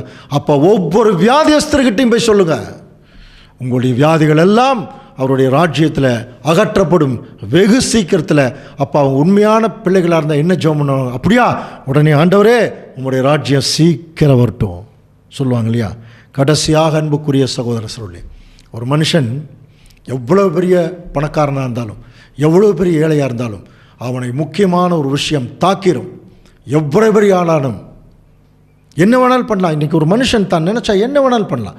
ஒரு சாதாரண மனுஷன் பெரிய பணக்காரனாகலாம், பெரிய பணக்காரன் சாதாரண மனுஷனாக கூட ஆகலாம். புரியுதுங்களா? ஆனால் மனுஷனால் செய்ய முடியாத ஒரு முக்கியமான ஒரு விஷயம் பைபிள் இருக்குது, இந்த உலகத்தில் இருக்குது. என்ன தெரியுங்களா? செத்தவனை உயிரோடு கொண்டு வர முடியாது. கவனிக்கிறீங்களா? புரியுது? கவனிக்கிறீங்களா? அமெரிக்க அதிபர், நான் இவ்வளோ பெரிய நாட்டுக்கு அதிபர், நான் சாகவே கூடாது அப்படின்னு சொல்லி ஒரு 30,000 சோல்ஜர்ஸ் சுற்றி நிற்க வச்சார்னா சாகாமல் இருப்பாரா? அவர் செத்து தான் ஆகணும் இல்லையா? அது ஆதாமின் நிமித்தம் வந்த ஒரு ரியாக்ஷன். பாவத்தின் சம்பளம் மரணம். எல்லா உலக ஜனங்களும் மறிச்சு தாகணும். எல்லாருடைய வீட்டினுடைய கதவையும் மரணம் தட்டிரும். ஆதியில் அழுதார் பாருங்க ஆதாம். அந்த அழுகை இன்னைக்கு வரைக்கும் தங்கிட்டு இருக்கு, படிக்கிறோம் இல்லையா? எல்லா ஜனத்துக்கும் அந்த கண்ணீர் வந்துட்டார். அப்போ டோட்டலாக ஒட்டுமொத்த உலக ஜனங்களுக்கும் ஒரு நற்செய்தி என்னென்னா, பிறக்கும் போதே அது துர்ச்செய்தி ஆயிடுது. அதனால தான் அதுக்கு பேர் பிரசவம். துர்ச்செய்தி ஆயிடுது இல்லையா? அப்போ ஒட்டுமொத்த மக்களும் இன்னைக்கு என்னதான் உயிரோடு அதாவது பிறந்து வாழ்ந்தாலும் மரணம் தாக்கிருமோங்கிற பயம் இருக்குது. சின்ன குழந்தைகளையே வெளியே அனுப்பும்போது பார்த்து பாப்பா, பூச்சி புழுவு கடிச்சிடும், அந்த புழுவுக்கெல்லாம் பயந்துக்கிறோம் இல்லையா? அப்போ அந்த மரண பயம் எல்லா ஜனங்களுக்கும் இருக்கு இல்லையா? அப்போ இவ்வளோ வசதிகள் செஞ்சு கொடுத்தாலும், உங்களுக்கு இந்த தேவையான வீடுகள் எல்லாமே செஞ்சு கொடுத்தாலும் மனுஷன் உயிரோடு இருக்கணும் இல்லையா? அப்போ தான் அதை அனுபவிக்க முடியும். அப்போ தேவனே உம்முடைய ராஜ்யம் வந்துச்சுன்னா எல்லா ஜனங்களும் இப்போ சாகிற மாதிரி 40 50 90 செத்துருவாங்களா, இல்லை எங்களுக்கு நிறைய நல்ல ஜீவன் கொடுப்பீங்களா என்று சொல்லி கவனிக்கும்போது கடைசியாக ஒட்டுமொத்த உலகத்திற்கும் தேவன் கொடுக்குற நற்செய்தி பாருங்கள். வெளிப்படுத்தல் 21ஆம் அதிகாரம் 4ஆம் வசனம். அவர்களுடைய கண்ணீர் யாவையும் தேவன் துடைப்பார், இனி மரணமும் இல்லை, துக்கமும் இல்லை, அலறுதலும் இல்லை. பாருங்க, அவருடைய கண்ணீர் யாவையும் தேவனே துடைச்சிருவாராம். இனி மரணமும் இல்லை. எவ்வளவு பெரிய நற்செய்தி பாருங்க. ஒவ்வொரு செத்து போனவர்கள் வீட்டிலையும் அது நற்செய்தியாக இருக்கும். இனி மரணம் இல்லை, துக்கம் இல்லை, அது நிமித்தம் அலறுதல் இல்லை, வருத்தம் இல்லை, முந்தினவைகள் எல்லாம் ஒழிந்து போயின. அப்போ தேவனுடைய ராஜ்யம் வந்துருச்சுனாலே ஒரு மரணமே இல்லாத ஒரு ராஜ்யத்தை இந்த பூமியில் தேவன் ஏற்படுத்துவார். இதைத்தான் தீர்க்க தரிசனத்தில் சொல்லும் பொழுது ஏசாயா 25ஆம் அதிகாரம் 8ஆம் வசனம் பாருங்க. அவர் மரணத்தை ஜெயமாக விழுங்குவார், கர்த்தராகிய தேவன் எல்லா முகங்களிலும் இருந்து கண்ணீரை துடைத்து தமது ஜனத்தின் நிந்தையை பூமியில் இராதபடிக்கு முற்றிலும் நீக்கிவிடுவார். பாருங்க, மரணத்தை ஜெயமாக விழுங்குவார், கர்த்தராகிய தேவன் எல்லா முகங்களிலிருந்து கண்ணீரை துடைத்து எல்லாருடைய நிந்தையும் தீர்க்கிறவார். சமாதானமே நிலைத்திரு, சந்தோஷமே நிலைத்திரு என்று சொல்லப்படும். எங்கே? அவருடைய ராஜ்யத்தில். கவனிக்கிறீங்களா? அவருடைய ராஜ்யம் இந்த பூமியில் வரும் பொழுது இத்தனை சந்தோஷங்களும் இழந்து போன அத்தனை ஜனங்களுக்கும் ஆண்டவர் தேவன் திருப்பி கொடுப்பாராம். கவனிங்க, இன்னைக்கு கடவுளே கண்ணில்லையான்னு திட்டக்கூடிய ஜனங்கள் கூட, எங்களுடைய வாழ்க்கை இவ்வளோதானா, கடவுள் எங்கள் வாழ்க்கையவே கவனிக்கலையே, எங்களை கைவிட்டு விட்டாரே என்று நினைக்கக்கூடிய ஜனங்கள் கூட ராஜ்யத்துக்குள்ளே வந்து எல்லா வசதி வாய்ப்புகளையும் சந்தோஷங்களையும் அனுபவிக்கும் போது இதே ஜனங்க என்ன சொல்லுவாங்க பாருங்க. ஏசாயா 25:9, இதோ இவரே நம்முடைய தேவன், இவருக்காக காத்திருந்தோம், இவர் நம்மை ரட்சிப்பார், இவர் கர்த்தர், இவருக்காக காத்திருந்தோம், இவருடைய ரட்சிப்பினால் கழிகூர்ந்து மகிழுவோம் என்று சொல்லப்படும். கவனிக்கிறீங்களா? சுருக்கமாக என்னுடைய அர்த்தம் என்ன தெரியுமா? அப்பா, இந்த மாதிரி ஒரு கடவுளுக்காகத்தாங்க நாங்கள் காத்துட்ருந்தோம். நாங்கள் நம்மள கடவுளெல்லாம் கும்புள்ளின்னா, நேர்த்தி கடனை செலுத்தினா எங்கள் கண்ணை குத்திரும், எங்களுக்கு தண்டனை கொடுத்துரும், சாபம் கொடுத்துரும். ஆனால் இப்படிப்பட்ட ஒரு கடவுளை நாங்கள் இது வரைக்கும் பார்த்ததே இல்லை. இழந்து போனதையெல்லாம் திரும்ப கொடுத்து எல்லாத்தையும் அனுபவிக்க சொல்லி சந்தோஷப்படுகிறீங்களே, நீங்கள் யார்ப்பா அப்படின்னு சொல்லி கேட்கும்போது கடவுள் சொல்லுவாராம், நான் தான்ப்பா உங்கள் அப்பா, நீங்கள் எல்லாம் என்னுடைய பிள்ளைகள். இவ்வளோ நாள் ஏப்பா கைவிட்டீங்க? இத்தனை நாள் நான் கைவிட்டதனுடைய நோக்கமே நீங்கள் என்னையை பற்றி தெரிந்து கொள்றதுக்குரிய அனுபவம் உங்களுக்கு கிடைக்கணும். அந்த அனுபவம் என்னங்கிறத பின்னாடி வரக்கூடிய ஒரு சப்ஜெக்டில் பார்க்க போகிறோம். கவனிக்கிறீங்களா? பார்க்க போகிறோம். அப்படின்னா இன்றைக்கி என்ன நடந்துகிட்ருக்கு? அவருடைய ராஜ்யம் உள்ளே வரணும்னா இங்கே எல்லாமே அசையணுமா? வாசிக்கலாம் பாருங்கள். ஆகாய் 2:6. சேனைகளின் கர்த்தர் சொல்லுகிறார், கொஞ்சம் காலத்துக்குள்ளே இன்னும் ஒரு தரம் நான் வானத்தையும் பூமியையும் சமுத்திரத்தையும் வெட்டாந்தரையும் அசைய பண்ணுவேன். இதுதான் இப்போ நடக்க போகுது. இன்னும் கொஞ்ச நாளில் எல்லாத்தையும் அவர் அசைய பண்ணுவேன், சகல ஜாதிகளையும் அசைய பண்ணுவேன். கவனிக்கிறீங்களா? எல்லாரும் அசையணும். அப்போ சகல ஜாதிகளாலும் விரும்பப்பட்டவர் வருவார். ஏன் அசையணும்? கவனிக்கிறீங்களா? ஏன்னா இந்த மனுஷன் இந்த பூமியில் தன்னுடைய புத்தி, தன்னுடைய புத்திசாலித்தனம், தன்னுடைய டெக்னாலஜி, தன்னுடைய மேட்டிமை, தான் பெரியவன், இத்தனை சிந்தனையை ஊறி போயிருக்கான். இப்படி இருக்கிறவன் ஒரு நிம்மதியான ஜீவனுக்குள்ளே வர முடியாது. இதுதான் நியதி. அப்போ இந்த ஜனங்களை திருத்தி மறுபடியும் நல்லவர்களாக மாற்றி தன்னுடைய பிள்ளைகளாக நித்திய ஜீவனுக்குள்ளே சேர்த்து கொள்வது தான் தேவனுடைய வேலை. அப்போ அவங்களுக்கு ஒரு அனுபவம் வரும் இல்லையா?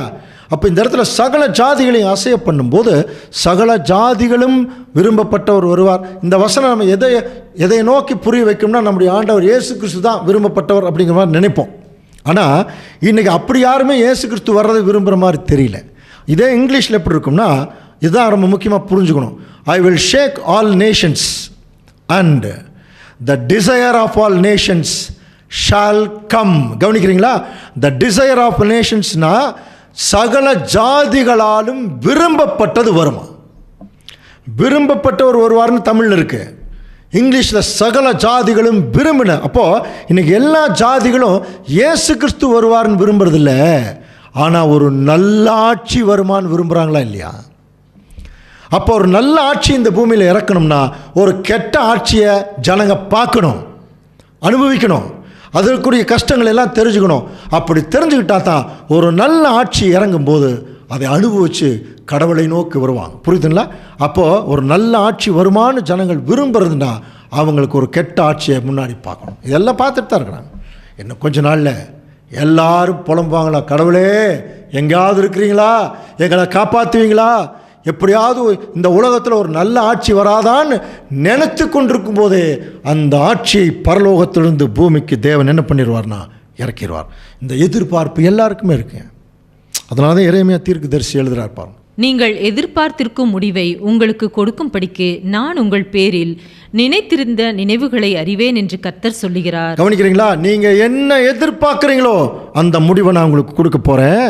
அவைகள் தீமைக்கல்ல, சமாதானத்துக்கு ஏதுவான நினைவுகளே. அன்புக்குரிய சகோதர சகோதரிகளே, இதுதான் 3ஆம் உலகம் அவருடைய ராஜ்யம் வரும்போது எல்லா இழந்து போன ஆசீர்வாதங்களையும் தேவன் திருப்பி கொடுத்து அந்த ஜனங்கள் சந்தோஷப்படுகிற முகங்களை பார்த்து, எப்படி ஒரு தகப்பன் தன்னுடைய குழந்தை ஒரு பொம்மை வேணும்னு கேட்கும்போது அந்த பொம்மையை வாங்கி கொடுத்து அந்த குழந்தை அந்த பொம்மையோட சந்தோஷமாக விளையாடுறதை பார்த்துட்டு அப்படியே தன்னுடைய தகப்பனை பார்க்கும் இல்லையா, அப்போ அந்த தகப்பனுக்கு எவ்வளவு பூரிப்பு இருக்கும், அந்த பூரிப்பு தேவனுக்கு வருமா. இல்லை, இவங்கெல்லாம் என்னுடைய பிள்ளைகள் இப்போ நல்லா வந்துட்டாங்க, என்னுடைய சதா காலமும் இருக்க போகிறார்கள் என்கிற ஒரு ஆசீர்வாதத்தை உலக ஜனங்களுக்கு அவர் கொடுக்க போகிறார்.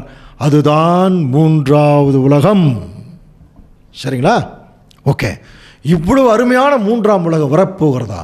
ஆமாம். அது எப்படி வரப்போகிறது, எப்போ வரும், அந்த மூன்றாம் உலகம் இந்த பூமியில் எப்போ வரும் என்று சொல்லி நீங்கள் ஒரு கேள்வி கேட்டிங்கன்னா, அடுத்த வாரம் வரப்போகிறது. அப்படின்னா அடுத்த வாரமே இல்லை, அந்த மூன்றாம் உலகம் எப்போ வரும், எப்படி வருங்கிற சத்தியம் அடுத்த வாரம் 5ஆம் உலக பேரரசு என்கிற ஒரு தலைப்பில் வரும். தொடர்ந்து தயவுசெய்து நீங்கள் ஆதரவு கொடுங்கள். சத்தியத்துக்குள்ளே கேட்கக்கூடிய சகோதரர்கள் இன்னும் அதிகமான ஜனங்களிடத்தில், இதை கேட்க விரும்புகிறவரிடத்தில் நீங்கள் ஃபார்வர்ட் பண்ணுங்கள். அவர்களும் கேட்டு இந்த சத்தியத்தில் களி கூறட்டும். தேவன் தாமே இந்த வசனங்களை நமக்கு ஆசீர்வாதமாக்கி தருவாராக. ஆமென்.